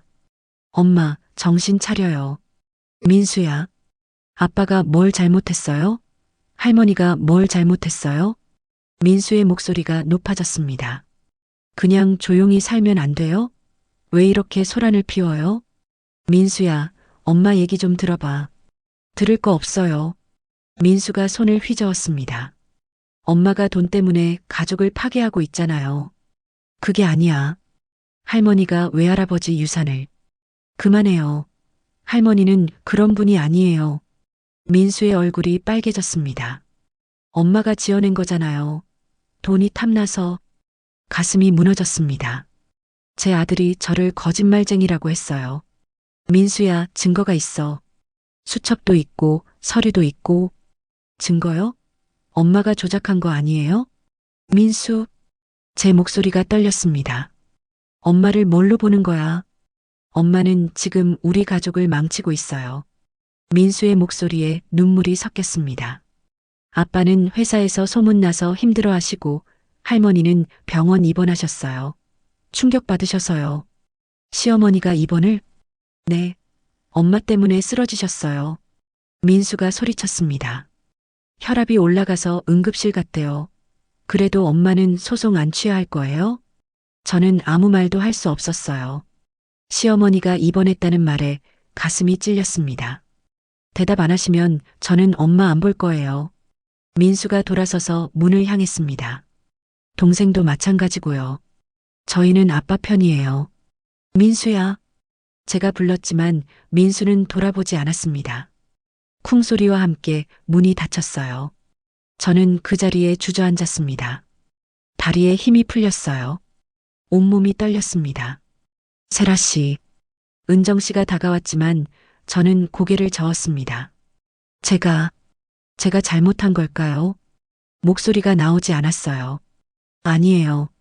당신은 잘못한 게 없어요. 하지만 제 아들이 저를 더 이상 말할 수 없었습니다.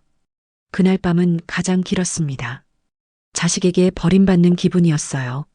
제가 평생 사랑했던 아들이 저를 외면했습니다.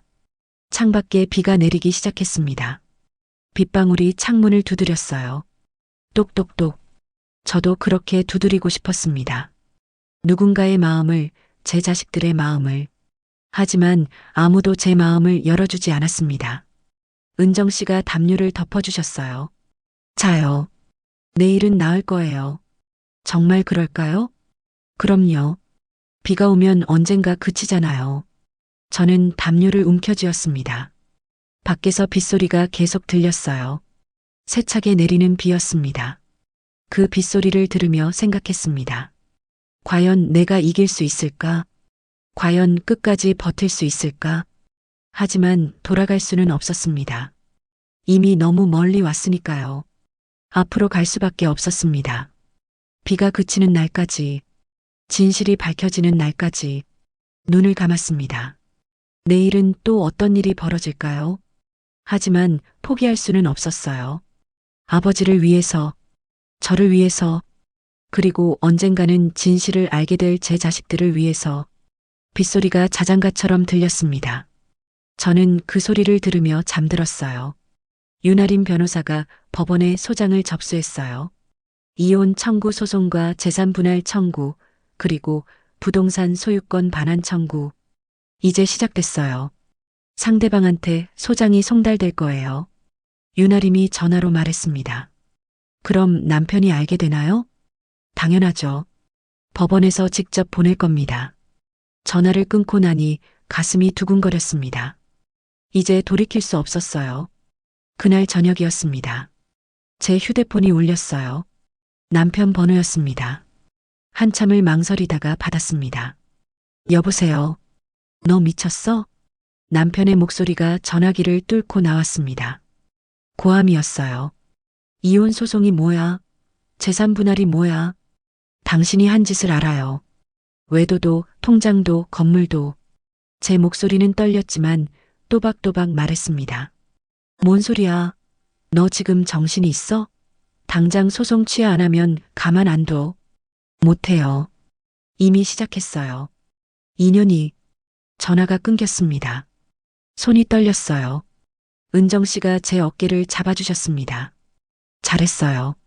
흔들리지 마세요. 다음 날 아침 휴대폰에 문자가 쏟아졌습니다. 큰아들이었어요. 엄마, 무슨 짓이에요? 아빠한테 이혼 소송을? 집안 망신이에요. 당장 취하하세요. 딸도 문자를 보냈습니다. 엄마가 욕심 때문에 가정을 망치는 거예요. 할머니도 병원 가셨어요. 문자를 읽는데 눈물이 났습니다. 제 자식들이었어요. 제가 배 아파 낳고 밤새 달래고 학교 보내고 밥 먹이고 키운 아이들. 그 아이들이 저를 욕심쟁이라고 했습니다. 답장하지 마세요. 은정 씨가 휴대폰을 빼앗았습니다. 지금은 흔들릴 때가 아니에요. 오후에 또 전화가 왔습니다. 신우이였어요. 언니, 우리 엄마 가슴에 못을 박는 거예요? 건물이 그렇게 탐나요? 그게 아니라, 아니긴 뭐가 아니에요. 돈 때문에 시어머니 고소하는 며느리가 어딨어요. 언니, 진실을 들어보세요. 그 건물은 제 아버지가. 닥쳐요. 우리 엄마가 거짓말하는 분이 아니에요. 전화가 끊겼습니다. 아무도 제 말을 들으려 하지 않았어요. 저녁 때 배도윤한테서 전화가 왔습니다. 세라 씨, 조심하세요. 남편 측에서 탐정을 고용한 것 같아요. 탐정이요? 네. 당신 뒤를 밟을 겁니다. 혹시 불리한 증거를 찾으려고요. 제가 뭘 잘못했다고. 상관없어요. 그쪽에서 뭐라도 잡으려고 할 겁니다.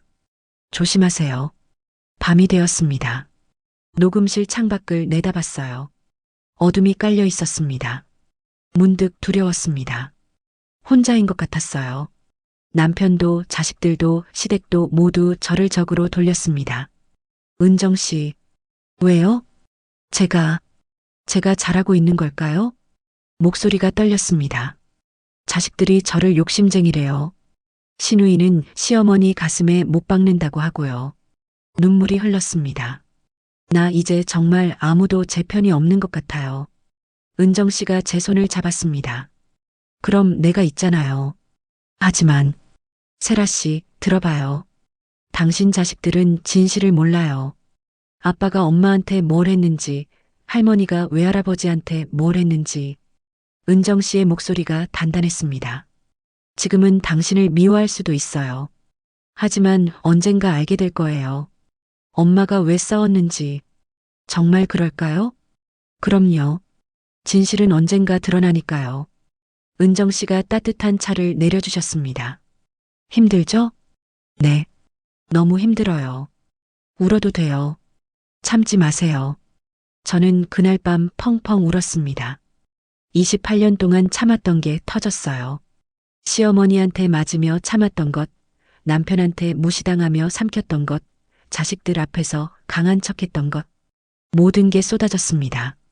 은정 씨는 그냥 옆에 앉아 제 등을 쓰다듬어 주셨어요. 한참을 울고 나니 조금 나아졌습니다. 괜찮아요? 네, 조금요. 세라 씨, 힘든 건 당연해요. 평생을 함께한 사람들과 싸우는 거니까요. 하지만 계속 이렇게 혼자 버틸 수 있을까요? 혼자가 아니에요. 내가 있고, 배도윤이 있고, 윤 변호사가 있어요. 우리가 함께 있어요. 은정 씨의 말에 고개를 끄덕였습니다. 그리고 세라 씨. 네. 당신은 잘못한 게 없어요. 당신 것을 되찾으려는 거예요. 그게 욕심이 아니에요. 그 말이 위로가 됐습니다. 사흘이 더 지났습니다. 유나림한테서 전화가 왔어요. 상대방 변호사한테서 연락 왔어요. 합의하자고요. 합의요? 네. 이혼은 해주되 재산 분할은 포기하고 건물 소송도 취하하면 위자료 5천만 원 주겠대요. 5천만 원이요? 말도 안 되죠. 건물 시세만 30억이 넘는데요. 유나림의 목소리에 비웃음이 섞여 있었습니다. 당연히 거절했어요. 법정에서 보자고 했습니다. 감사합니다. 세라 씨, 흔들리지 마세요. 저쪽이 조급해진 거예요. 증거가 확실하니까. 전화를 끊고 나니 조금 안심이 됐습니다. 하지만 그날 저녁 큰아들이 직접 녹음실로 찾아왔습니다. 초인종이 울렸어요. 은정 씨가 문을 열었습니다. 어머니 계세요? 32살 아들 민수였습니다. 들어와요. 저는 소파에서 일어났습니다. 민수가 들어와서 저를 똑바로 쳐다봤어요. 엄마, 정신 차려요. 민수야. 아빠가 뭘 잘못했어요? 할머니가 뭘 잘못했어요? 그냥 조용히 살면 안 돼요? 민수야, 엄마 얘기 좀 들어봐. 들을 거 없어요. 엄마가 돈 때문에 가족을 파괴하고 있잖아요. 민수의 목소리가 커졌습니다. 그게 아니야. 할머니가 외할아버지 유산을. 그만해요. 할머니는 그런 분이 아니에요. 엄마가 지어낸 거잖아요. 가슴이 무너졌습니다. 제 아들이 저를 거짓말쟁이라고 했어요. 민수야, 증거가 있어. 서류도 있고. 증거요? 엄마가 조작한 거 아니에요? 민수, 제 목소리가 떨렸습니다. 엄마를 뭘로 보는 거야? 엄마는 지금 우리 가족을 망치고 있어요. 아빠는 회사에서 소문나서 힘들어 하시고 할머니는 병원 입원하셨어요. 시어머니가 입원을? 네. 엄마 때문에 충격받아서요. 그래도 엄마는 소송 안 취하할 거예요? 민수가 소리쳤습니다. 저는 아무 말도 할 수 없었어요. 대답 안 하시면 저는 엄마 안 볼 거예요. 동생도 마찬가지고요. 민수가 돌아서서 문을 향했습니다. 민수야. 제가 불렀지만 민수는 돌아보지 않았습니다. 쿵소리와 함께 문이 닫혔어요. 저는 그 자리에 주저앉았습니다. 세라 씨. 은정 씨가 다가왔지만 저는 고개를 저었습니다. 제가 잘못한 걸까요? 목소리가 나오지 않았어요. 아니에요. 당신은 잘못한 게 없어요. 하지만 제 아들이 저를 더 이상 말할 수 없었습니다. 그날 밤은 가장 길었습니다. 자식에게 버림받는 기분이었어요. 창밖에 비가 내리기 시작했습니다. 빗소리가 녹음실 창문을 두드렸어요. 저도 그렇게 두드리고 싶었습니다. 누군가의 마음을, 제 자식들의 마음을. 하지만 아무도 제 마음을 열어주지 않았습니다. 은정 씨가 담요를 덮어주셨어요. 자요. 내일은 나을 거예요. 정말 그럴까요? 그럼요. 비가 오면 언젠가 그치잖아요.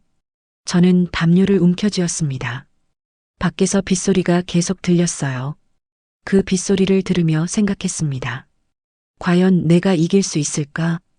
과연 끝까지 버틸 수 있을까? 하지만 돌아갈 수는 없었습니다. 이미 너무 멀리 왔으니까요. 앞으로 갈 수밖에 없었습니다. 비가 그치는 날까지 한 달이 흘렀습니다. 그동안 저는 녹음실에서 지냈어요. 은정 씨는 매일 아침 따뜻한 차를 내려주셨고, 배도윤은 추가 증거를 찾아냈으며, 윤아림은 법정 준비를 했습니다. 저는 혼자 있을 때마다 떨렸어요. 법정에 서는 게 두려웠습니다. 남편한테서, 자식들한테서, 시댁한테서 계속 연락이 왔어요. 모두 소송을 취하하라는 내용이었습니다. 하지만 저는 흔들리지 않았어요. 아니, 흔들리지 않으려고 애썼습니다. 한 달 동안 윤아림은 법정 전략을 짰어요. 어떤 순서로 증거를 제출할지, 어떻게 주장을 펼칠지. 배도윤은 추가 조사를 했습니다. 남편의 재산 은닉 여부, 외도, 상대 여성과의 만남 빈도, 시어머니의 재산 상황. 모든 게 세밀하게 준비됐어요. 내일이 첫 재판이에요. 윤아림이 전화로 말했습니다. 준비 다 됐어요? 네, 걱정 마세요. 증거가 확실하니까요. 하지만 걱정이 됐어요. 떨렸습니다. 전화를 끊고 나니 잠이 오지 않았습니다. 새벽까지 뒤척이다가 겨우 한두 시간 잘 수 있었어요. 재판 당일 아침이었습니다. 일찍 눈이 떴어요. 아직 해가 뜨기 전이었습니다. 창밖을 봤어요. 어둠이 깔려 있었습니다. 오늘이 제 인생의 전환점이 될 날이었어요. 은정 씨가 일어나셨어요. 못 잤어요? 네, 떨려서요. 당연해요. 하지만 잘할 거예요. 은정 씨가 제 옷을 준비해 주셨어요. 검은색 정장이었습니다. 은정 씨 것이었는데 제게도 맞았어요. 이거 입어요. 단정해 보여야 해요. 옷을 갈아입었습니다. 거울을 봤어요. 낯선 여자가 보였습니다. 검은 정장을 입은 56살 여자. 하지만 눈빛은 달랐어요. 예전처럼 겁에 질린 눈빛이 아니었습니다. 단단해 보였어요. 아침 먹어요. 은정 씨가 토스트와 우유를 준비하셨어요. 하지만 목으로 넘어가지 않았습니다. 몇 입 먹고 포기했어요. 긴장하지 마세요. 진실은 당신 편이에요. 은정 씨의 말에 고개를 끄덕였습니다. 아침 9시 우리는 출발했어요. 서울가정법원. 강남에 있는 큰 건물이었습니다. 택시에서 내렸어요. 건물을 올려다봤습니다. 높았어요. 하늘까지 닿을 것 같았습니다. 가요. 은정 씨가 제 손을 잡아주셨어요. 로비로 들어갔습니다. 사람들이 많았어요. 모두 심각한 표정이었습니다. 엘리베이터를 탔어요. 3층으로 올라갔습니다. 3층 복도에는 더 많은 사람들이 있었어요. 변호사들, 당사자들, 가족들. 모두 긴장한 얼굴이었습니다. 제오법정이라고 적힌 문을 찾았어요. 문 앞에 배도윤과 윤아림이 기다리고 있었습니다. 오셨어요? 윤아림이 저를 보더니 고개를 끄덕였어요. 괜찮아요? 떨려요. 당연해요. 하지만 잘할 거예요. 제가 있잖아요. 배도윤이 말했습니다. 증거는 완벽해요. 걱정 마세요. 법정 문이 열렸습니다. 안으로 들어갔어요. 생각보다 작은 방이었어요. 하지만 엄숙한 분위기였습니다.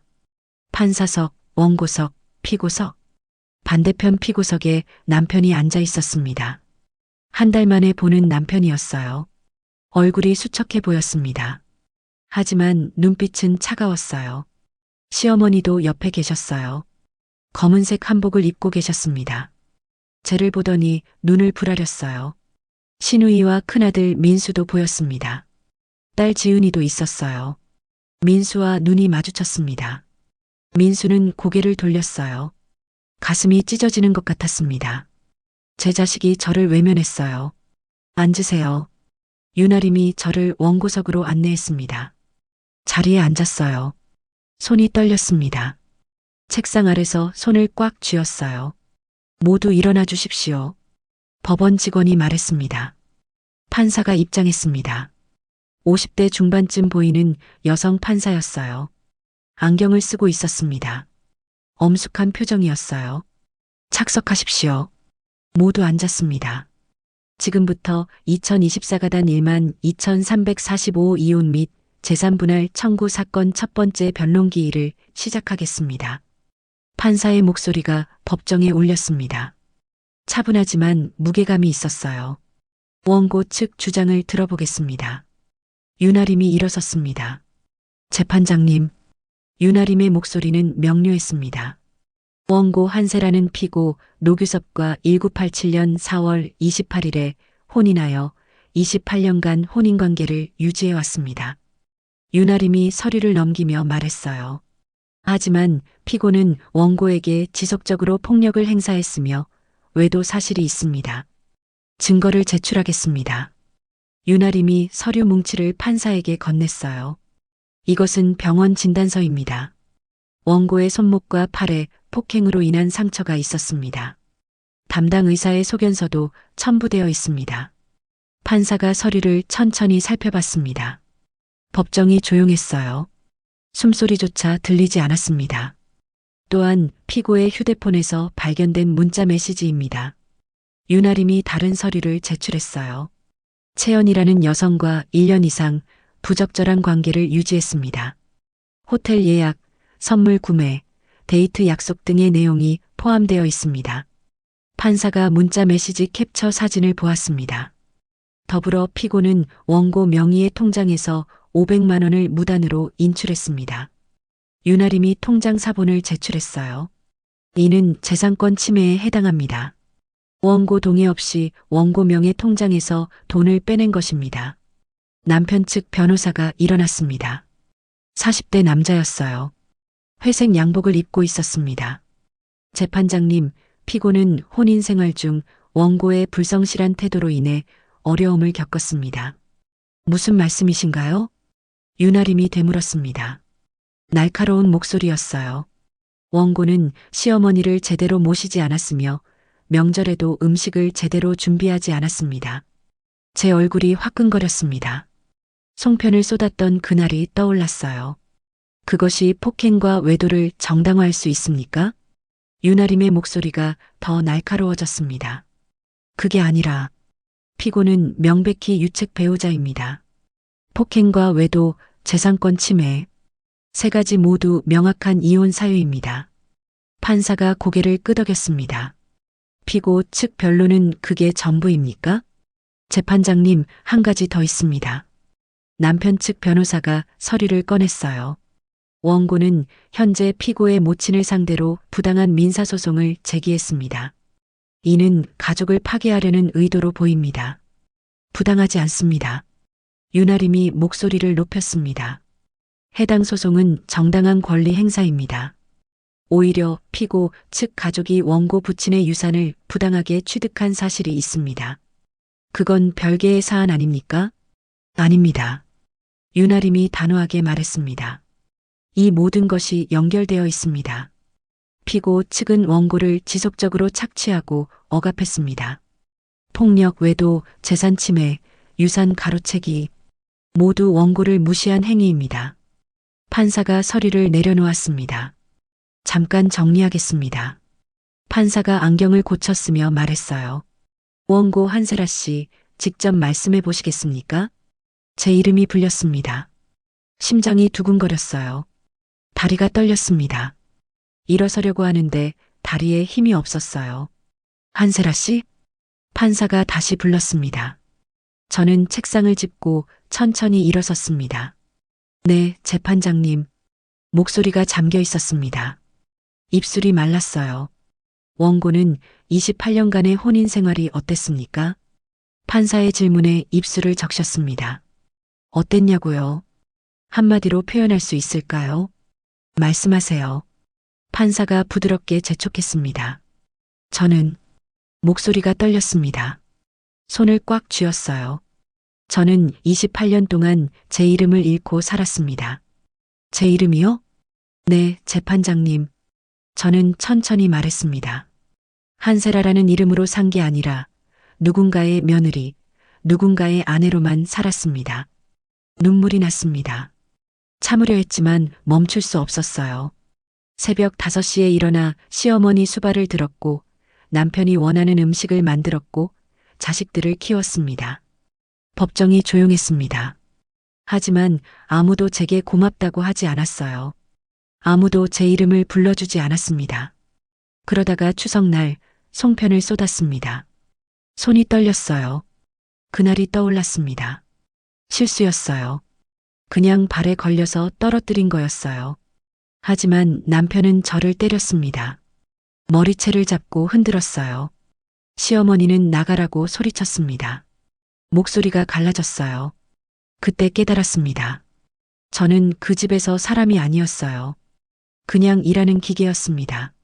새벽부터 밤까지 일하고 맞고 참는 기계. 판사가 고개를 끄덕였습니다. 계속하세요. 집을 나와서 알았습니다. 제 목소리가 점점 단단해졌어요. 제 돈이 사라진 것도, 남편의 외도도, 아버지의 유산이 빼앗긴 것도, 아버지는 돌아가시기 전에 제게 건물을 남겨주셨어요. 제가 힘들 때 쓰라고요. 눈물이 흘렀습니다. 하지만 시어머니가 가로챘습니다. 아버지를 속여서요. 시어머니가 자리에서 벌떡 일어났습니다. 거짓말이야. 그 건물은 내가 돈 빌려준 대가로 받은 거라고. 조용히 하십시오. 판사가 망치를 두드렸습니다. 똑똑. 피고 측은 착석하십시오. 다시 한번 방해하시면 퇴정 조치하겠습니다. 시어머니가 떨리는 손으로 자리에 앉으셨어요. 원고 계속 말씀하세요. 감사합니다, 재판장님. 저는 숨을 고르고 말을 이었습니다. 시어머니 방에서 수첩을 발견했습니다. 그분이 직접 쓰신 수첩이었어요. 거기에는 아버지를 어떻게 속였는지 다 적혀 있었습니다. 윤아림이 서류를 제출했어요. 재판장님, 이것이 그 수첩 사본입니다. 원본은 증거 보관함에 있습니다. 판사가 수첩 사본을 받아 읽기 시작했습니다. 법정이 숨소리조차 들리지 않을 만큼 조용했어요. 판사의 표정이 점점 굳어졌습니다. 이것은 판사가 수첩을 천천히 넘기며 말했어요. 태수가 도장 찍게 함 술 많이 먹였음이라고 적혀 있네요. 네, 재판장님. 아버지는 그때 이미 암 진단을 받으신 상태였어요. 건강이 안 좋으셨습니다. 그리고 여기 판사가 다음 페이지를 가리켰습니다. 세라한테는 절대 알리지 말 것이라고 적혀 있습니다.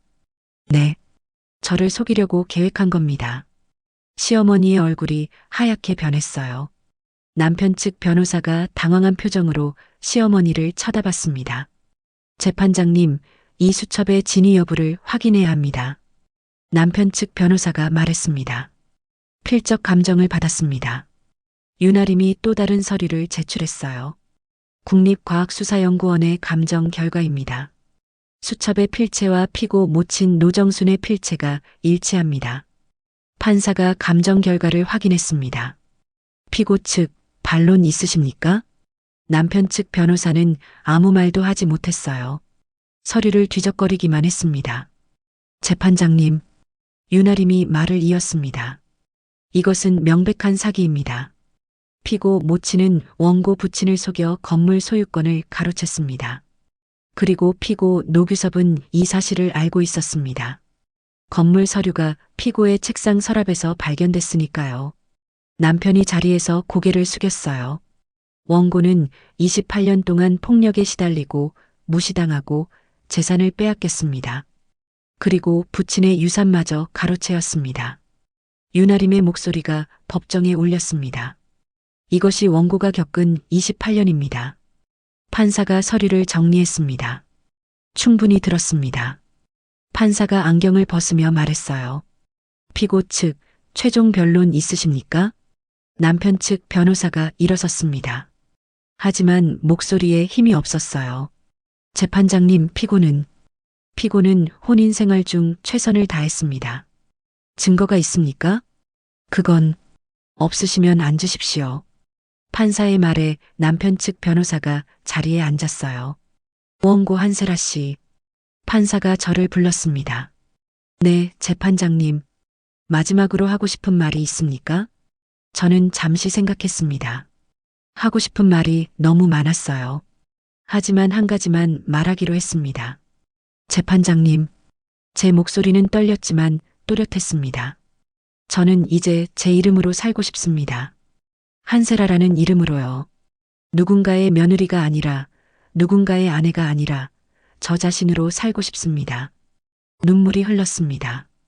28년 동안 잃어버렸던 제 목소리를 되찾고 싶습니다. 판사가 고개를 끄덕였습니다. 알겠습니다. 판사가 망치를 들었어요.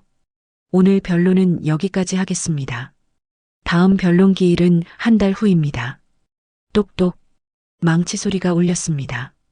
피고 측은 오늘 제출된 증거에 대한 반박 자료를 다음 기일까지 제출하십시오. 패정하겠습니다. 판사가 자리에서 일어났습니다. 모두 일어났어요. 판사가 퇴장했습니다. 법정이 술렁거리기 시작했어요. 저는 그 자리에 서서 숨을 쉬었습니다. 끝났습니다. 첫 재판이 끝났어요. 다리에 힘이 풀렸습니다. 의자를 잡고 겨우 섰어요. 잘했어요. 윤아림이 제 어깨를 두드렸습니다. 정말 잘했어요. 판사가 우리 쪽에 호의적이에요. 정말요? 당연하죠. 증거가 확실하니까요. 저쪽은 아무것도 반박하지 못했어요. 배도윤도 다가왔습니다. 수고하셨어요. 진술 잘하셨어요. 은정 씨가 저를 안아주셨어요. 힘들었죠? 정말 잘했어요. 법정 밖으로 나갔습니다. 복도에는 사람들이 웅성거리고 있었어요. 그때 뒤에서 목소리가 들렸습니다. 엄마. 돌아보니 민수가 서 있었습니다. 복잡한 표정이었어요. 눈이 빨갛게 충혈되어 있었습니다. 민수야. 엄마가 그런 일을 겪었어요? 민수의 목소리가 떨렸습니다. 아빠가 정말 엄마를 때렸어요? 저는 고개를 끄덕였습니다. 민수야, 미안해. 내가 알게 하고 싶지 않았어. 아니에요. 민수가 고개를 떨어뜨렸어요. 제가 미안해요. 제가 몰랐어요. 제가 엄마를 욕심쟁이라고 했어요. 민수의 눈에 눈물이 고였습니다. 할머니 수첩. 그게 진짜예요? 응, 진짜야. 그럼 외할아버지 건물을 할머니가 가로챘어. 아빠를 속여서. 민수가 두 손으로 얼굴을 감쌌어요. 제가 너무 몰랐어요. 엄마, 정말 미안해요. 괜찮아. 내 잘못이 아니야. 저는 민수를 안았습니다. 28년 동안 키운 제 아들이었어요. 엄마는 괜찮아. 이제 다 괜찮을 거야. 민수를 안고 있는데 눈물이 났습니다. 하지만 이번에는 슬픔이 아니었어요. 안도였습니다. 제 아들이 돌아왔습니다. 진실을 알게 됐어요. 엄마, 앞으로는 제가 도울게요. 고마워, 민수야. 법원을 나왔습니다. 밖은 맑았어요.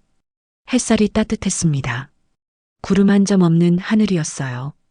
이제 반은 이긴 거예요. 윤아림이 말했습니다. 다음 재판에서 마무리할게요. 저쪽은 반박할 증거가 없어요. 정말 이길 수 있을까요? 확실해요. 증거가 완벽하니까요. 배도윤이 말했습니다. 외도, 폭행, 재산 침해, 유산 가로채기 다 증명됐어요. 은정 씨가 제 손을 잡았습니다. 세라 씨, 정말 잘했어요. 떨지 않고 잘 말했어요. 은정 씨 덕분이에요. 아니에요. 당신이 한 거예요. 당신이 용기를 낸 거예요. 민수가 옆에서 말했습니다. 엄마, 오늘 저녁 같이 먹어요. 정말? 네. 지은이도 불러요. 엄마한테 사과해야 해요. 눈물이 났습니다. 제 자식들이 돌아왔어요. 고마워, 민수야. 5명이 함께 걸었습니다. 은정 씨, 배도윤, 윤아림, 민수, 그리고 저. 햇살이 따뜻했어요. 오랜만에 느끼는 따뜻함이었습니다.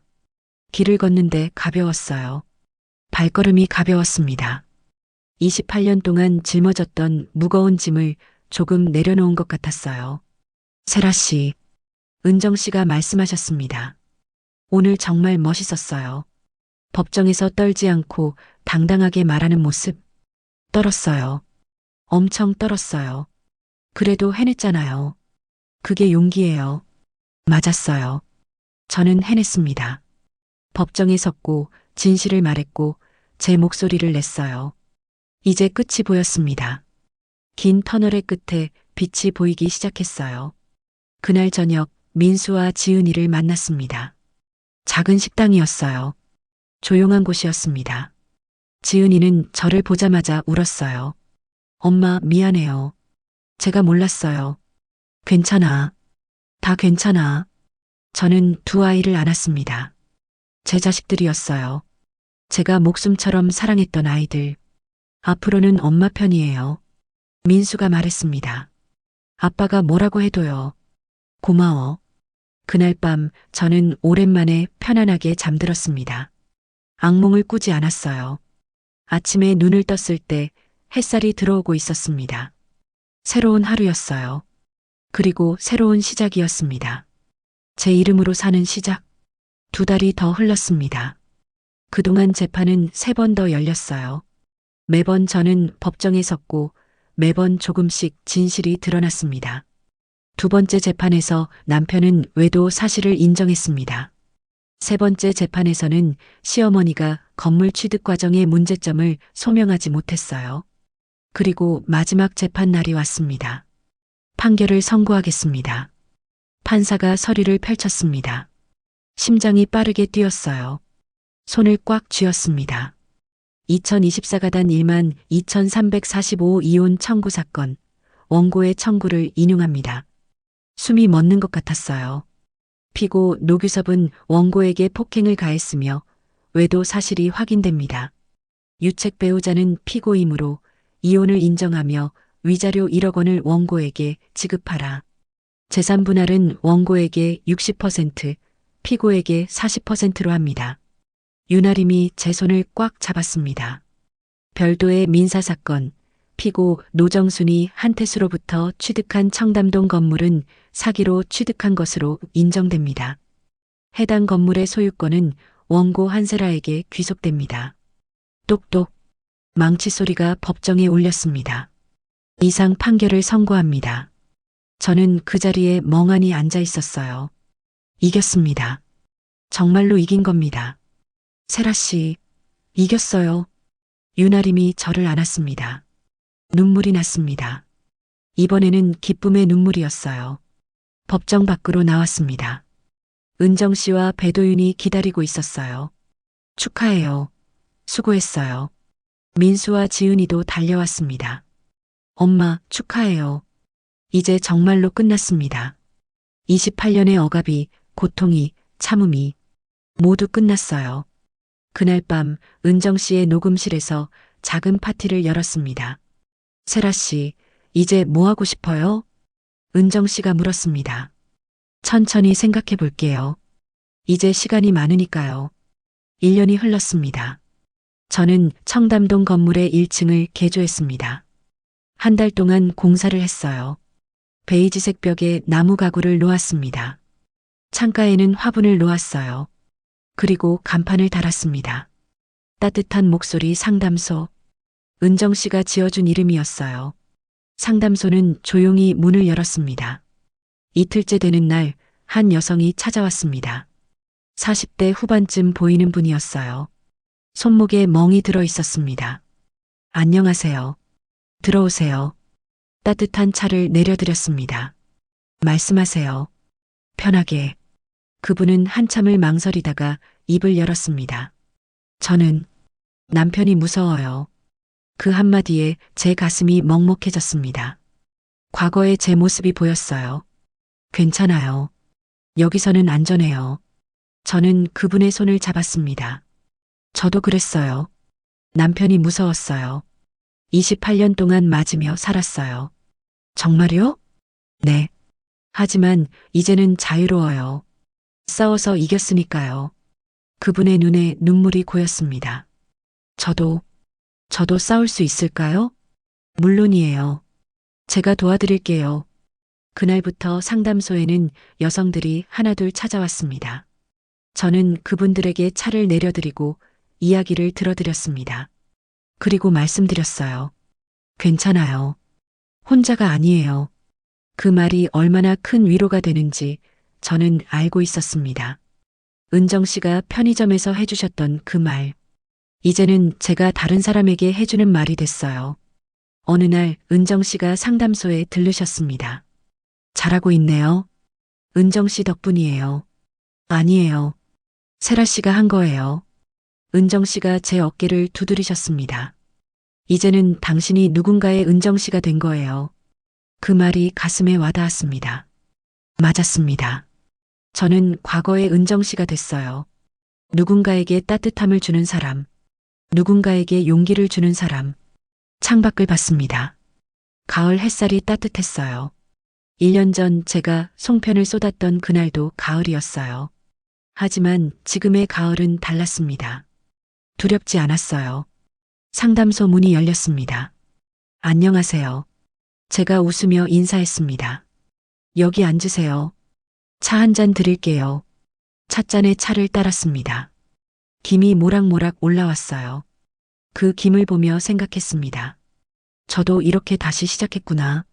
식었던 마음이 다시 따뜻해졌구나. 그분이 조심스럽게 입을 열었습니다. 저는 귀 기울여 들었어요.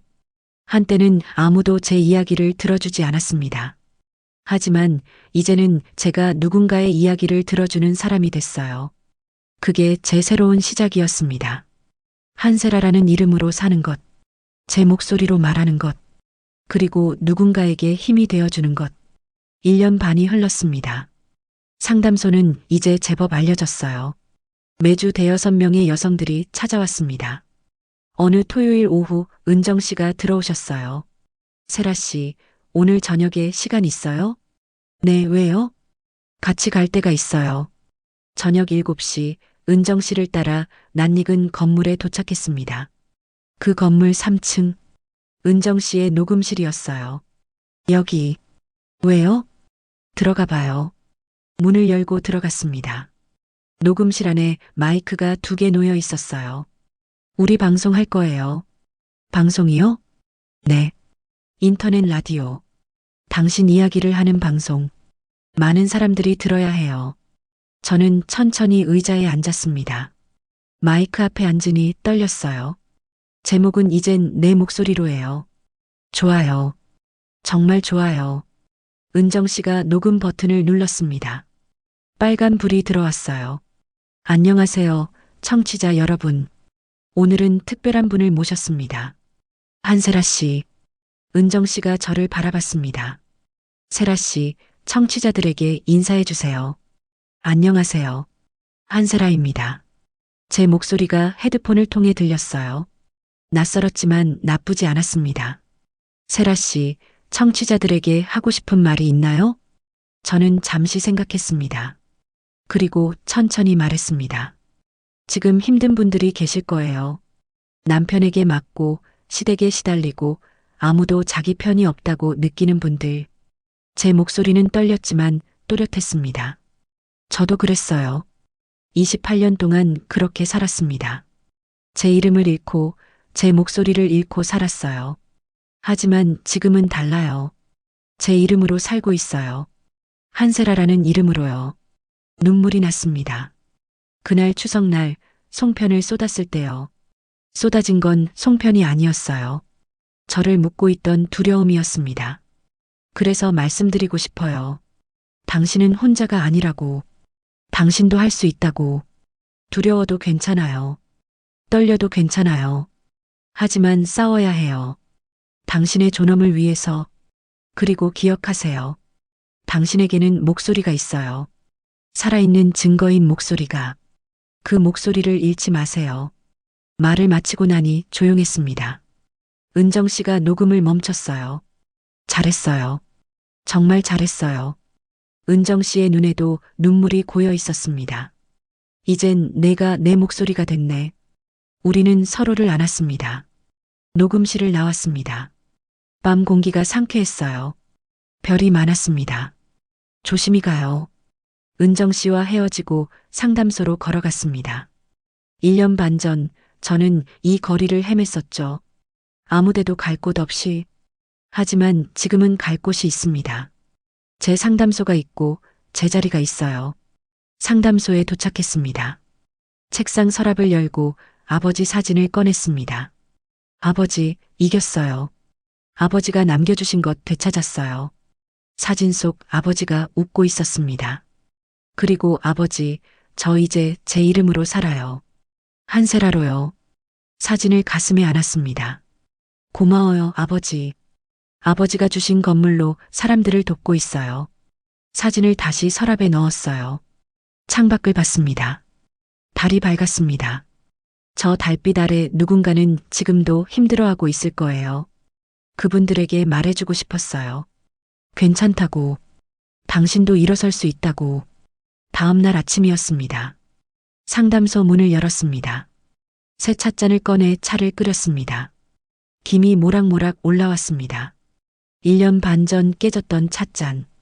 이제는 새 찻잔으로 따뜻한 차를 끓입니다. 깨진 것은 다시 만들 수 있어요. 문이 열렸습니다. 오늘의 첫 손님이었어요. 안녕하세요. 들어오세요. 여기 앉으세요. 차 한 잔 드릴게요. 찻잔에 차를 따라 건넸습니다. 괜찮아요. 여기서는 안전해요. 저도 그랬어요. 하지만 이겨냈어요. 그분의 눈에 희망이 보였습니다. 저도 이길 수 있을까요? 물론이에요. 제가 도와드릴게요. 창밖으로 햇살이 쏟아져 들어왔습니다. 따뜻한 가을 햇살이었어요. 그 햇살 아래서 우리는 이야기를 나눴습니다. 제 목소리로, 한세라의 목소리로, 이제는 잃어버리지 않을 목소리로. 그렇게 저의 새로운 인생이 계속됩니다. 매일 아침 햇살 아래서 누군가에게 차를 따르며 이야기를 들으며 그리고 말해주며 괜찮아요. 당신은 혼자가 아니에요. 그것이 제가 찾은 제 자리였습니다. 한세라로 사는 것. 그것이 제 목소리를 되찾은 방법이었어요. 햇살이 따뜻합니다. 정말 따뜻한 하루입니다. 지금까지 제 이야기를 들어주셔서 감사합니다. 여러분들도 항상 행복한 곳에서 본인의 목소리를 내시며 살아가길 바라겠습니다. 이 이야기는 자신의 목소리를 잃어버렸던 한 여성이 다시 일어서는 이야기였습니다. 참는 것이 미덕이 아니라는 것, 당신의 존엄이 가장 소중하다는 것을 기억하세요. 늦었다고 생각할 때가 가장 빠른 때입니다. 지금이라도 괜찮습니다. 당신도 한세라처럼 당신의 이름으로 살 수 있습니다.